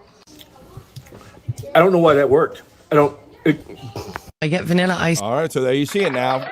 Once again, reframing, resetting everything. So I'm going to try that right now. Let's see. Let me see a couple of these comments, and then I'll get down to scooping. Scott just said, I just ordered McDonald's with a large Coke. He broke. He broke. Scott, I'm going to break with you. I haven't had a soda in it must be like 5 days. So, cheers to you, bro. I gotta wait a little bit for mine to get here. Yeah. I learned it from watching you. The Lisa says, Reverend, So and never weak. had sardines. God, buddy. I'm you so feel weak. ashamed? Like, you're so weak. I know, Okay. man. I Okay, feel I brought you to this. The Reverend Wild Bill says, sardines with soda crackers. And I say, ooh. I don't say, I say something different than that one. I say, that's what I say. Scott says, once again, he just ordered that. LOL, Scott. No, says Big Boss. Lisa says, Scott, what did you order? Haven't had Mickey D's in a minute, also, she says. The Reverend Wild Bill says, extra virgin olive oil and sea salt is good, but you need extra, or at least extra virgin. Regular olive oil is too heavy of an oil. I think I have extra light, whatever. I don't have virgin in this. It's like a virgin. Touch for the very first time. I'm thinking about T-bone steaks for dinner. We always don't mean to, but we always come up with some kind of food element and trigger a lot of food talk here on BF Live. It happens. Yeah. It happens. Sounds like demonic ice cream to me. Well, let's try and see. Bobby Nick, is that a warm soda you are having? Yeah, I don't drink cold soda. Whoa! So you just pick them I up don't right drink next cold to you? anything. I can't. My teeth are too sensitive. I don't know that I ever knew this about you. Like that, everything you drink is room temperature, Bobby Nick. I didn't realize that. Room fucking temperature. Yeah, I can't have anything cold, or my teeth just oof. Perhaps you need some Sensodyne, Bobby Nick. Yeah, I've tried that. That's what I use. Shit don't work, right? Yeah, Doesn't replace that plaque or whatever. It's you got those porous teeth. It can't fix everything. I don't drink sodas, though. Reverend Wild Bill lets us know from the ATL. Donkey Kongton says, you always end up talking about food because we are food-centric potheads. That's probably fair enough. Okay, well, since we are, and I'll fall right into it, it's the middle of the day, so let's have some ice cream here in the middle of the day. How about we enjoy a little Bob Levy song, well, as a little prep song while I pay this. Let's go. Come on, here we go. Okay. Bobby Brown, you're going to have to full screen yourself. We need a full screen of you. Come on, brother. All right, let's do this. I'll do me prepping. Here we go. Yeah. All right. I got some ice cream here. It's sufficiently softened up. French vanilla ice cream. Well, he was always the straight one, the ladies' man since 81. All right. back in the 90s. Scooping ice cream in. Scooping. Right. Out of hand, that's where his bad luck began. He went into his office. All right. Got a little, nice bowl of ice cream right there. Cast as an extra. Casting director wanted more. Asked him to throw him, then he gave him a hand job. Turn Perry into his whore. Perry's a gay man now. All right, y'all. All right, here we go. Next, extra virgin olive oil. He's a gay man now. It says it's extra light tasting olive oil. All right. It's for cooking. I eat it all the time on other stuff. So why not have it on some ice cream? That still counts as gay sex. Perry's a gay man now. Okay. I'm going to drizzle. All right. Get the little drizzle on here. Here we go. Boy, there's a big spout on here, so I'm going to show you. I'm going to pour it on. Oh, here we go. Here we go. Easy. Don't call me Shirley. Okay. Well, I'll put a little more on there so I get the full effect. Ooh. All right. There you go. All right. I got it fully covered now. Put the lid on that. All right. Look, I even got a fancy grinder. I told you I had one. Come on. Oh, yeah. What's that, buddy? No fake drizzling. No fake drizzling. no fake drizzling. No fake drizzling here. Look, I even got the fancy grinder. Look, you can see the. I don't know if you can see the salt. Yeah, I there you go. Salt. All right. I see some falling out. It's even got already. like a spotlight on it. It's got. Yeah. That's the salt on it. Okay. Here we go. All right. I'm a salt guy. All right, so let's do this. I'm about to do it now. Dua Lipa, the pop star. You saw her do it. Vanilla ice cream, olive oil, and sea salt. Let's see what we got here. Let me play a little drum for myself. Come on, here we go. All right. I'm gonna try it live on air. I'm a picky eater. I don't know how to eat this. I got me. Make sure I got everything in it.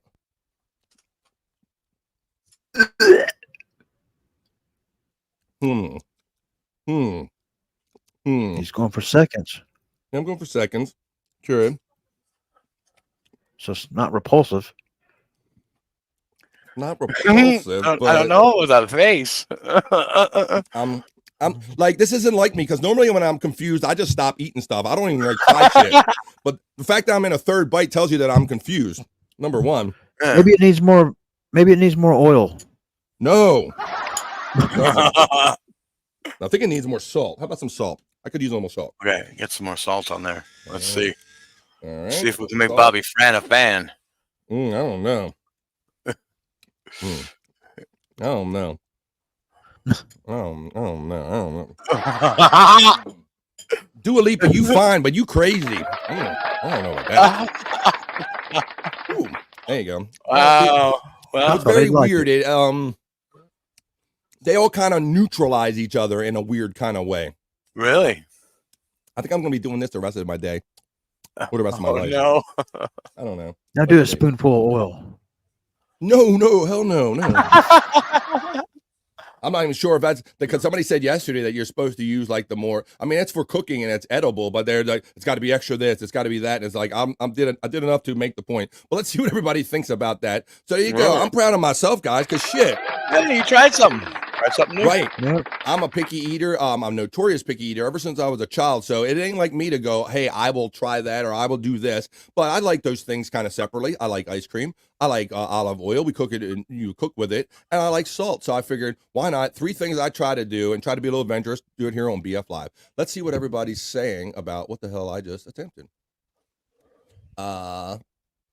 I always end up talking about food because we're pothead. That's where we left off. The fun fact, in Germany, they serve beverages at room temperature at restaurants. You have to ask for ice. Yeah, and I understand they think we're kind of pussyfied because we refrigerate our beer. You always see those Oktoberfest celebrations and all, and they drink everything room temperature, bro.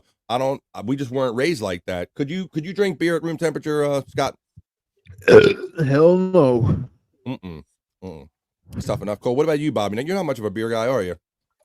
No, I never have been. I used to like if I was gonna have a beer, I'd like a what was it? Molson? Molson Canadian. Nice and cold, ice cold. That was the shit. That was when beer actually tasted good for me. Nice and cold, huh? You're But a cold guy too.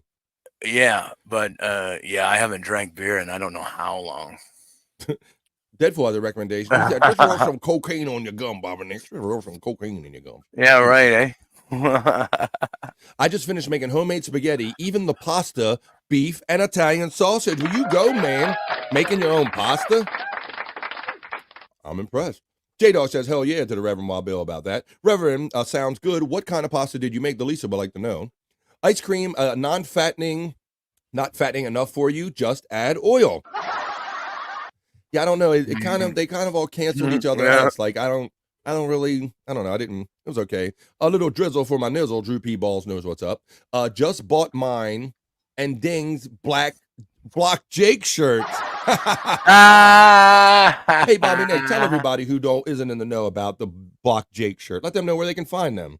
Yeah, well, you can find it at hold on a second, I'll grab the link. We got the FU Jake Hudson shirt, and we got the Block Jake Hudson shirt. And let's see. Oh, right there's Jake, right? I mean, Jake's dad right there. He's changing his backdrop for him. I think at this point, Jake, Scott is the last people to like Jake and Ray DeVito. The last people to like either of those. The big boss man is giving the looks. Hold on a second. Lisa says, Reverend, there, do you I chop got onions and green peppers for your spaghetti? That's another thing, guys. Now, when you do make spaghetti sauce at home, are you like having all kind of vegetables in it and stuff like that? What make what? Vegetables. I said vegetables. When you make like spaghetti sauce or something, it says they're asking the Reverend, do you chop up onions and green peppers for your spaghetti? I was wondering if you guys eat all that stuff in your spaghetti too. No. Look at Scott. Not really. No, I don't like big pieces of tomato in it either. I don't want no chunky. That's my bro tomato. right there. My sister, God rest her soul. My oldest sister, she used to make spaghetti sauce with she would start out with the sliced green peppers and everything, bacon, cooking them and all that stuff, and it'd be all kind of shit sticking out of her sauce and everything. I never liked that stuff, so I don't like that sauce with a bunch of stuff sticking out of it. Reverend Wild Bill says, at Lisa angel hair pasta he made. My wife liked the thin pasta. There you go. Reverend Wild Bill lets you know. BF keeps his ice cream in the credenza. Just like my friend Perry. Shut the fuck up. I learned it from watching you. The Reverend Angel Hair is great, says the Lisa. J Dog is getting the last from Big Boss Man. The Reverend Wild Bill says Lisa, black olives and mushrooms. Terry Nee says use vinegar instead. It's awesome. No, I will not have Massengill ice cream. I refuse, Terry Nee. And I also do not like it on my French fries, but I understand my friend Bobby Nick. He likes those Massengill vinegar fries we've talked about in the past, right? You like a good dose of vinegar on your fries? Yeah.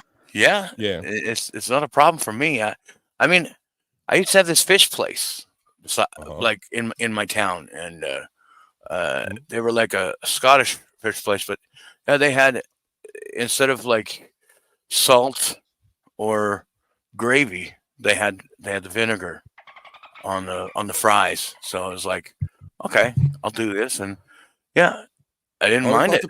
There's lots of people that like it, but no, I'm not using vinegar on my ice cream. Yeah, I remember we talked about that last week. The Reverend said black olives and mushrooms are good also, says Lisa. Lisa says, I put my beer in the freezer for a couple minutes. Well, don't forget it, because you know what they do. Them suckers will, if you got it open, it'll leak out the top and freeze. I've done that one, so don't forget that one, Lisa. Maybe you got it. Room temperature beer will hit you faster than the cold beer, Bobby Nick. The Reverend Wild Bill lets us know, which I get. Yeah.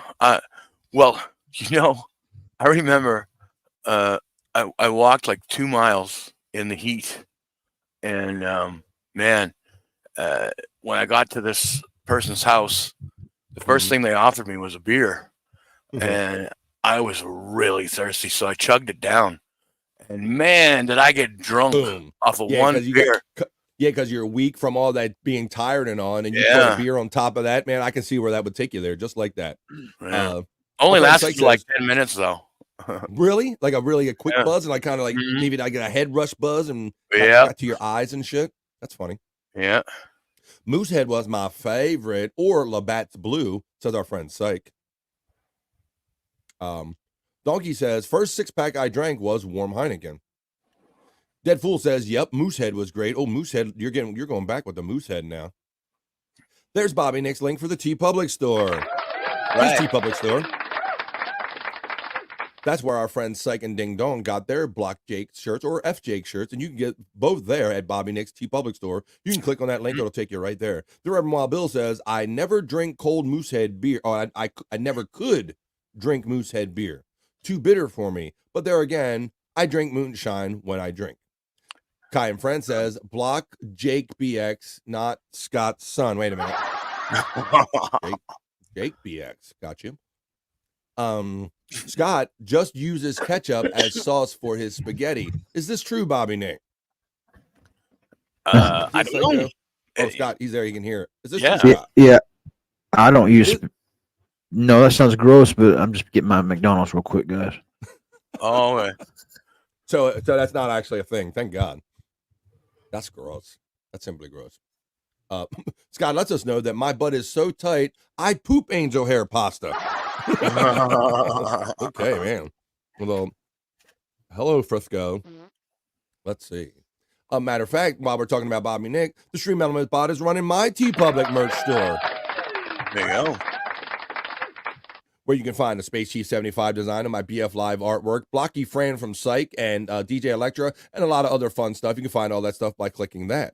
Terry Nee says, vinegar fries at Ocean City is awesome. I do not agree with that, but I understand there are many fans of it because the end of that French fry stand smells like a douche factory. So yeah, there's like, they spill the vinegar like all over the place. You can't escape the smell down there. LOL, old dear God, Scott from our friend Big Boss. I like malt vinegar on my fries. The Reverend Wild Bill checks in and lets us know.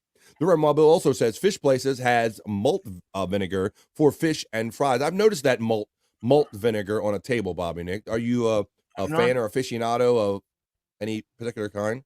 I'm not sure what the difference is.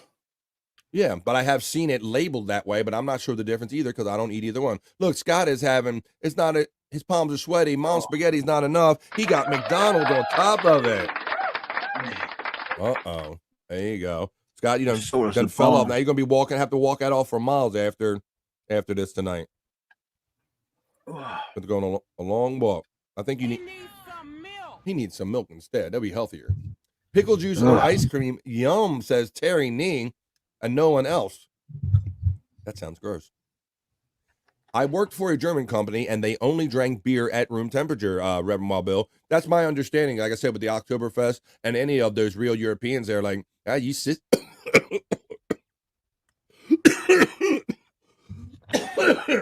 Oh my God! Breathe, Bobby friend. Breathe. It was the olive oil. Olive oil. God damn, the olive oil. Gotcha. Oh. Okay. Something wanted out all of a sudden. Whoa. LOL, Kai. Try to get it back here. French fries and burgers.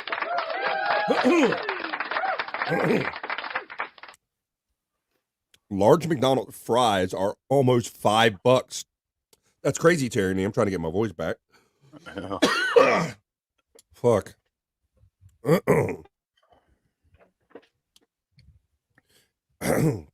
Yeah, $5. That's crazy, Terry.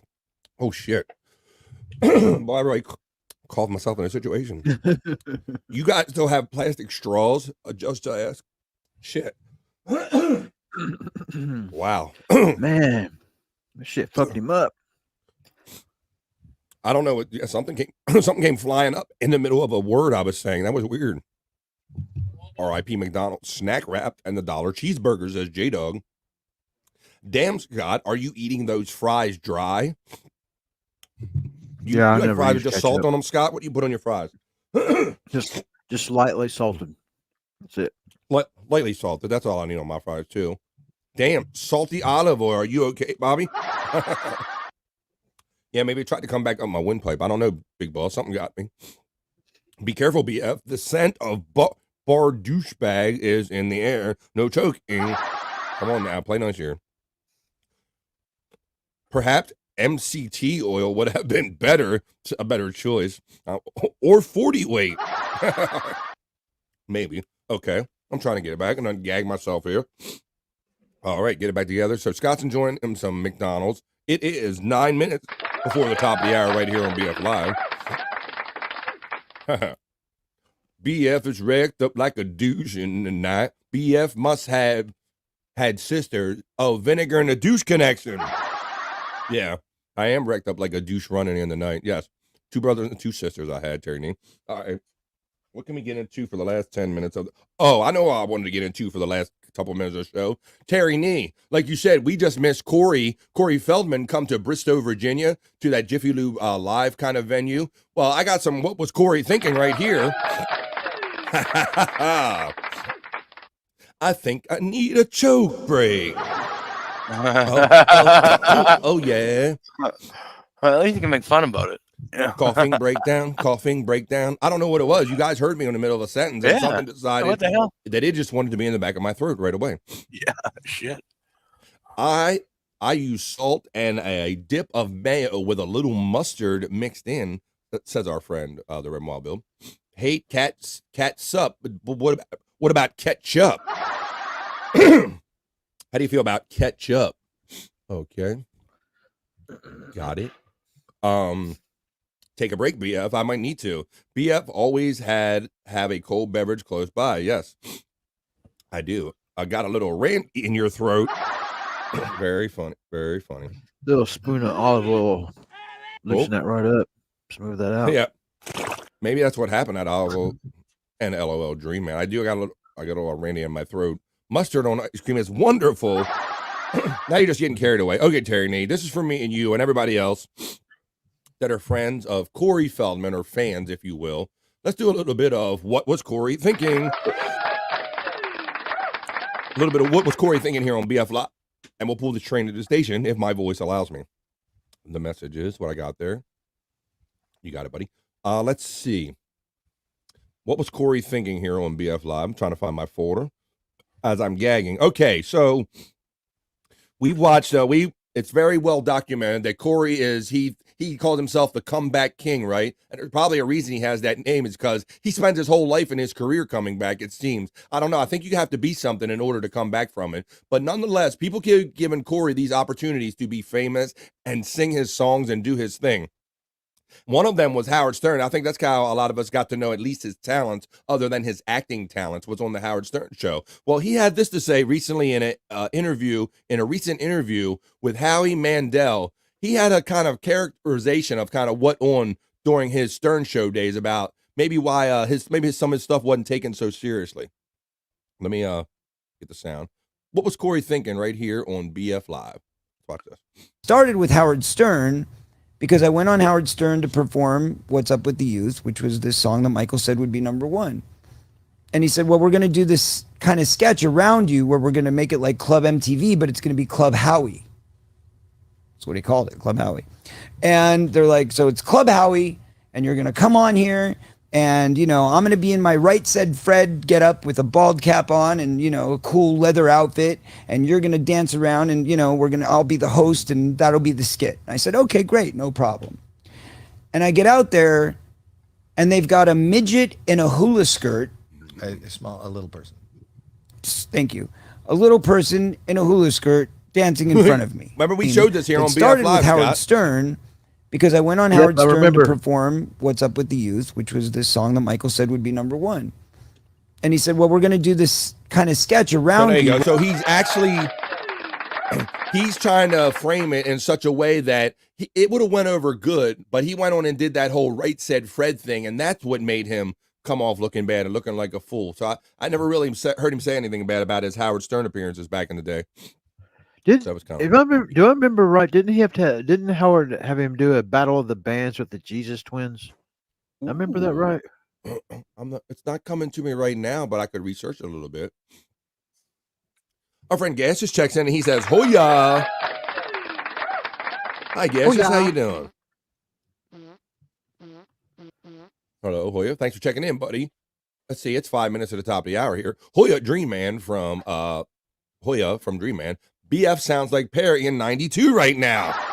They're saying that about you. Shut the fuck up. I don't know. They're saying it. Hoya from the Red Wild Bill. Hoya Gash is from Donkey Kongington. If I wanted my comeback, I'd ask him to cough. Well, you're getting it back no matter what. Avocado on ice cream is the best, Bobby. Avocado on ice cream, the best, Bobby Nick. the best. The Reverend Wild Bill checks in and lets me know. He I'm says, gonna say no. Reverend doesn't agree. I mean, Bobby Nick doesn't agree with the avocado ice cream.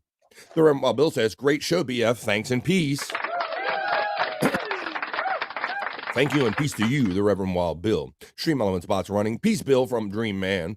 Everybody's getting Dream Man on the way out. The Reverend Wild Bill shouting out Dream Man. Dead Fool is shouting out to Gasha saying Hoya, Hoya Dead Fool, and Hoya Donkey right back. Okay, so that was my first thing of what was Corey thinking. In my next element of what was Corey thinking, we're going to finish the show with today.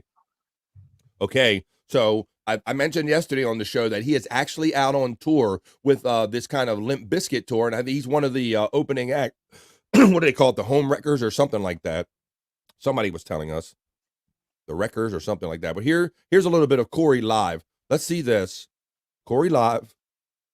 It'll give a little taste, Terry, because we did kind of miss out on it. This might even be from Jiffy Lube Live. I'm not 100% sure. But let's see what Corey was offering today on this video and what was Corey thinking.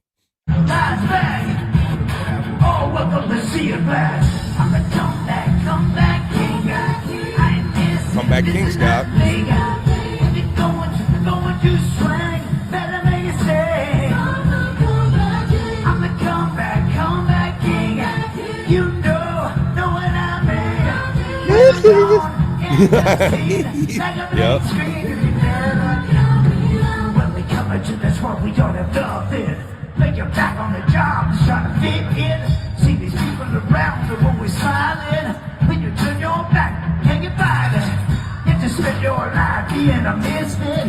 Trying to get your voice out and miss it. Instead of kicking my ass, they would have kissed it. I was dropping the bombs, I got the fuse lit. All of your breaks to make it convincing. Things that thing around your name it cause distractions.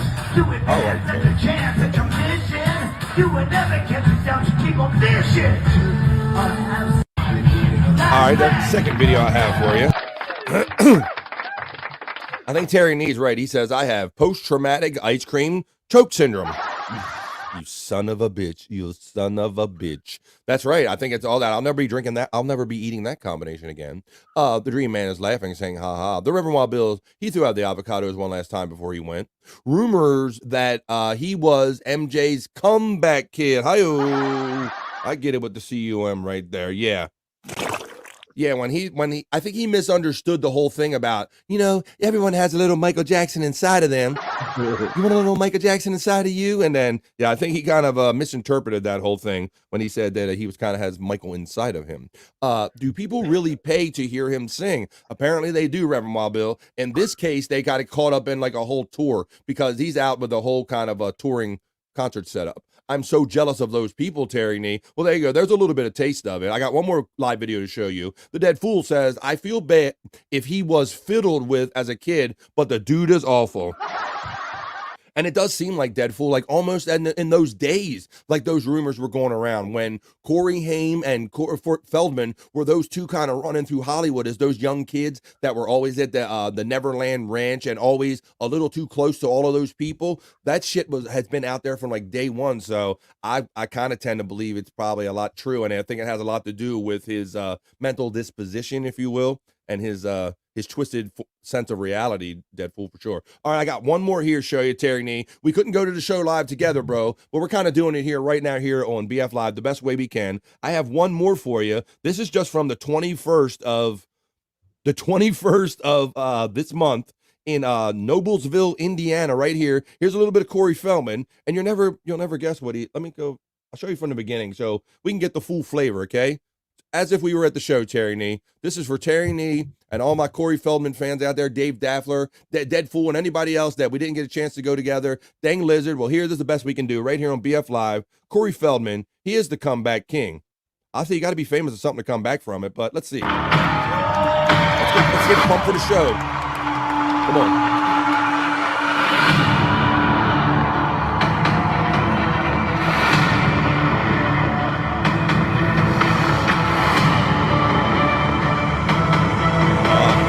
Excitement. Do you feel that, Scott? Oh shit. It's Corey Feldman. That's what we're feeling.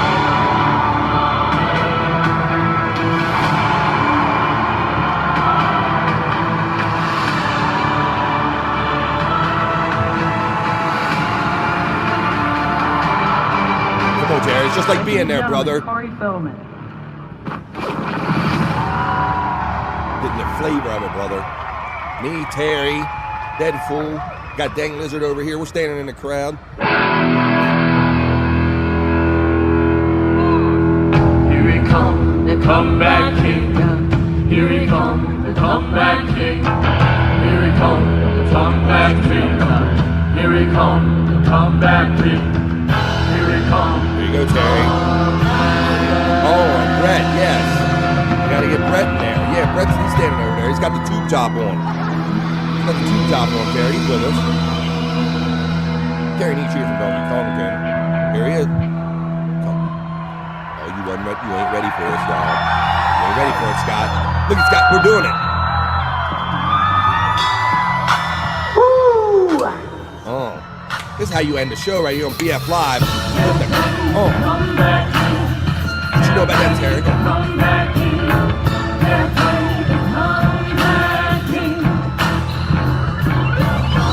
Get you down on the floor, they're gonna keep it. Just kick it some more and treat you like spit. When you reach for the door, they're gonna close it. You're a beautiful soul, but no one knows it. We all have sadness, moments that we love. When I forget was showdown, always fall. Come back, king. Right dancing, missing nothing. If you're going to swing, better make it stay. I'm the comeback king. You know what I mean. When I'm going in the scene, like a blank screen. Count me down, but you can never count me down, but you can never count me down, but you never count him out.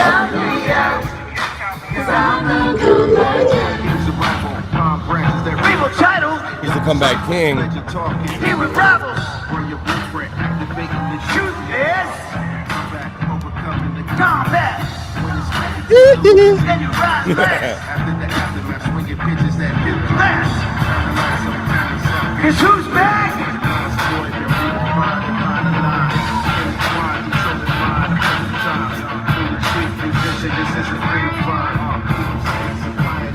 Rise back.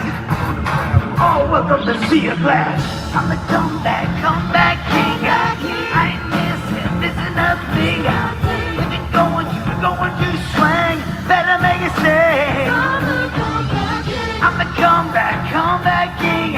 I think you get the idea. He's the comeback king, everybody. He does the song everywhere he goes. So there you go, Terry Nee. Maybe we missed it. Maybe we couldn't be there, but we were all together there right now in spirit. And I was choking on ice cream and everything. Let's see, it was a great time. BF almost became a Darwin Replayables video trying to eat some damn oily ice cream for us on the air. I did. I think that kind of revisited me. I feel very loose and lubricated here. I just got to decide which way it wants to go. Can you say Epstein? Perhaps. Them boys back in the day. Talk amongst yourselves. Yes, we did that one. Talk amongst yourselves. That's right. Terry Nee, he's loving it. He was piped up for Corey. There you go, bro. We were standing in the crowd right there. We got the vibe of it there, right there. Corey, who could ask for anything more if you can't be there? Brett's Hollywood Show was there with his tank top, like I said, or his tube top, like Bob says. Terry Nee, cheers from Donkey Kongington. The Dead Fool is getting the shout out from Donkey Kongington. Shoot me now, says the Reverend Wild Bill. Syke says WTF, which is appropriate. Deadpool is just confused. He don't know what to say. He looks like my aunt, says Articulate John. He's the comeback aunt. There you go, Articulate John. That is scary. I agree with that, the Red Bill. Deadpool says, shouts out the donks right back. He sucked, says Donkey Kongington. He sucked. I like that one. Puts every concert I've been to shame. I don't know what concerts you've been to, Terry Nee. Would you go to the Wiggles and the Barney? Ooh, says my sister Kathy checking in. You get the applause. I don't know if you're saying ooh about his singing or ooh because about I ate the ice cream combination, Kath, but you know, being my big sister, that I'm not the most adventurous eater, but you're joining us late. I just ate vanilla ice cream on air with olive oil drizzled on it, as well as some sea salt, and I choked it back up. It revisited me in my windpipe a little later on. A waste of good money, says the Reverend Ma Bill. He says I know what you meant. Doesn't he realize this is horrible? Matt, no, I don't think he's ever had that gauge, bro. Like, no one has ever said, Corey, this is horrible. You shouldn't be doing this. Like Michael, as long as he was giving up what he needed, you know what I'm saying? No, you're gonna be great. You got a little bit of me inside of you. I can tell you right now. Matter of fact, later I know you're gonna have a little bit of me inside of you. I'm gonna teach you a hee. Nope, not high enough. Ready? There you go. Now that's better. Now you get the hee right. I don't know what he did to teach him that pitch. That Want to pet my gay monkey? Whatever. See, now that speaks to you, Scott, because you're the one with the whole gay monkey thing. So I think you might have a little connection to this here, maybe. I don't know. Is he wearing a casket liner? Yeah, it did. It looked like the material, like the liner of a casket. That's a good observation, Articulate John. I like that one. The Tyranny checks in and says, yes, he is way too excited about this, bro. So there you go. We virtually went to the concert together. If we never make it out to Corey live, at least we had this experience here today on BF Live. Gotta love that dyed hair of his. Smut Black, says the Red Mob Bill. The white boys can't rap, says my sister Kathy. Go, Corey, go, Corey, go. Go, Corey, go, Corey, go. Ho! Tyranny is way too excited, while Deadpool checks in right after him and says, oh, thank God I made it through. Well, I agree with that one. The Reverend Wild Bill says, Articulate John, Corey is a casket liner himself. He's not just wearing it. Tyranny is laughing at Articulate John. All the stream element spots are running. And Reverend Wild Bill simply follows up with Bubbles the Chimp. That's right. Old Bubbles the Chimp. I think Scott's a little triggered by the whole monkey thing. That might be why he asked that question. Well, guys, I hope you enjoyed the show for today, because that is BF Live Stream Show 1, 2, 3 for today on a Tuesday at the end. I want to report one thing before we go. Yes. They're done. They're done. And you know what? Oh, okay. I feel like such a dummy because I had to write a check. Yeah. I don't know. I haven't physically written anything in years. So it's like I had to I don't know. I managed to do it, but I felt like I was writing like a child. Did you find yourself like questioning you writing in cursive as you were doing it, Bobby Nick? Like, yes. Like, oh, B, now what do I do next? Because I'm relating to what you're saying, Bob, because once you get out of those days where you're handwriting everything every day and now we're converted to computers, I've found the same experience, brother. When I had to go through and I was trying to, if I try to write notes for a show or something, and if I try to write it in cursive or I try to fill out a card for my wife, I have to take in like an extra minute, man. You're not wrong about that, brother. It's like, it's almost like a use it or lose it thing about, and I'm like, I'm saying, dear honey, happy anniversary or whatever. I'm like questioning, and the more I question myself, the more difficult it is to try to figure out how to write these letters. It's like, it's a mind F, Bob. I'm relating to you on that one, buddy. It is, yeah. But you figured it out and you wrote $9 instead of $900. Yeah, exactly.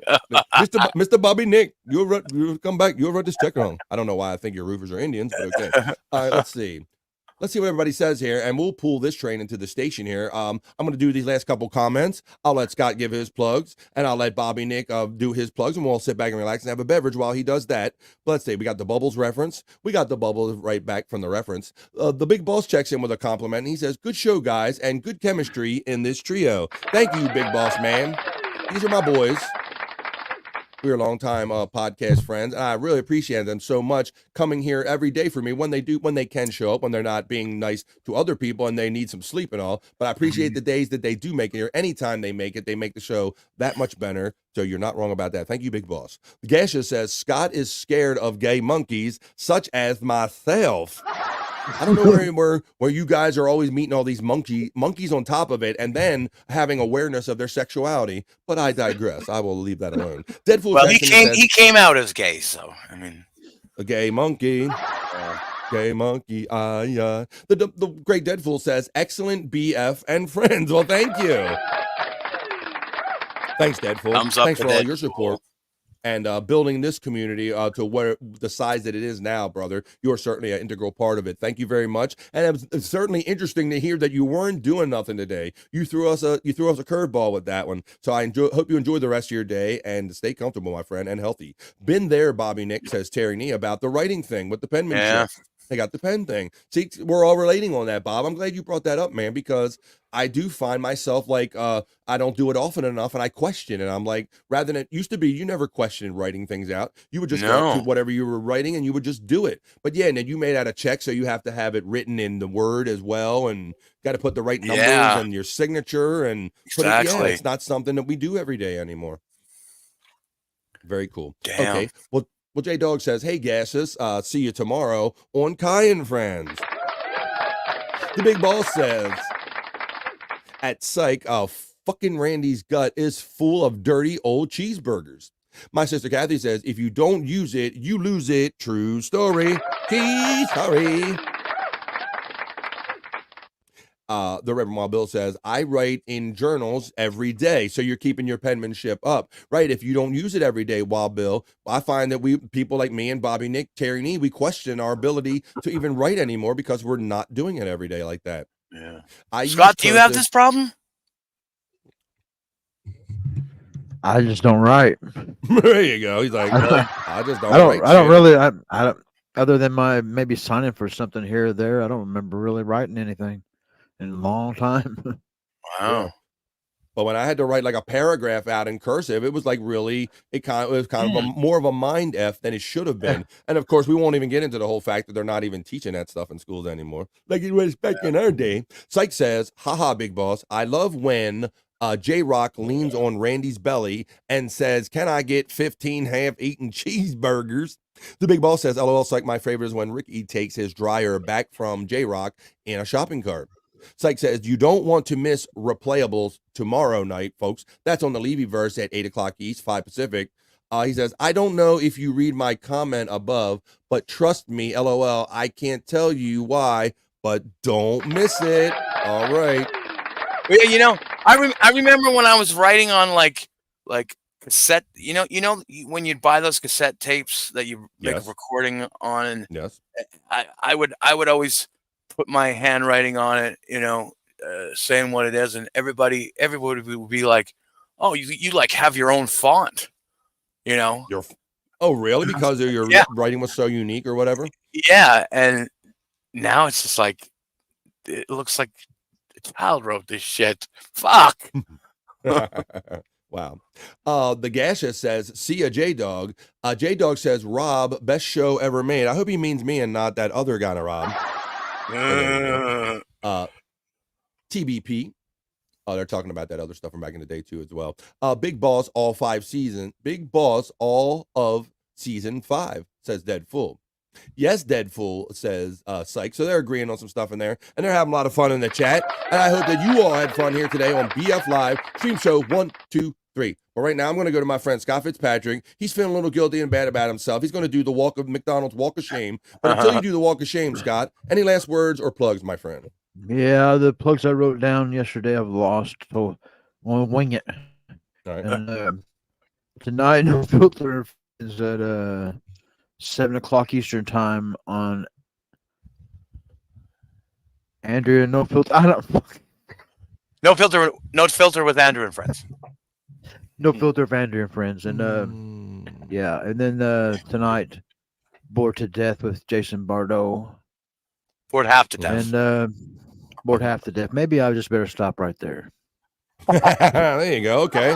Well, there you go. Well, Scott Fitzpatrick, the whole thing is the great thing about Scott and Bobby Nick is that many times they're kind of a tag team. They're kind of a tandem team. So a lot of these plugs that Bobby Nick is going to tell you right now also cover our friend Scott Fitzpatrick. So everybody grab a drink, get comfortable in a chair as Bobby Nick presents his plugs.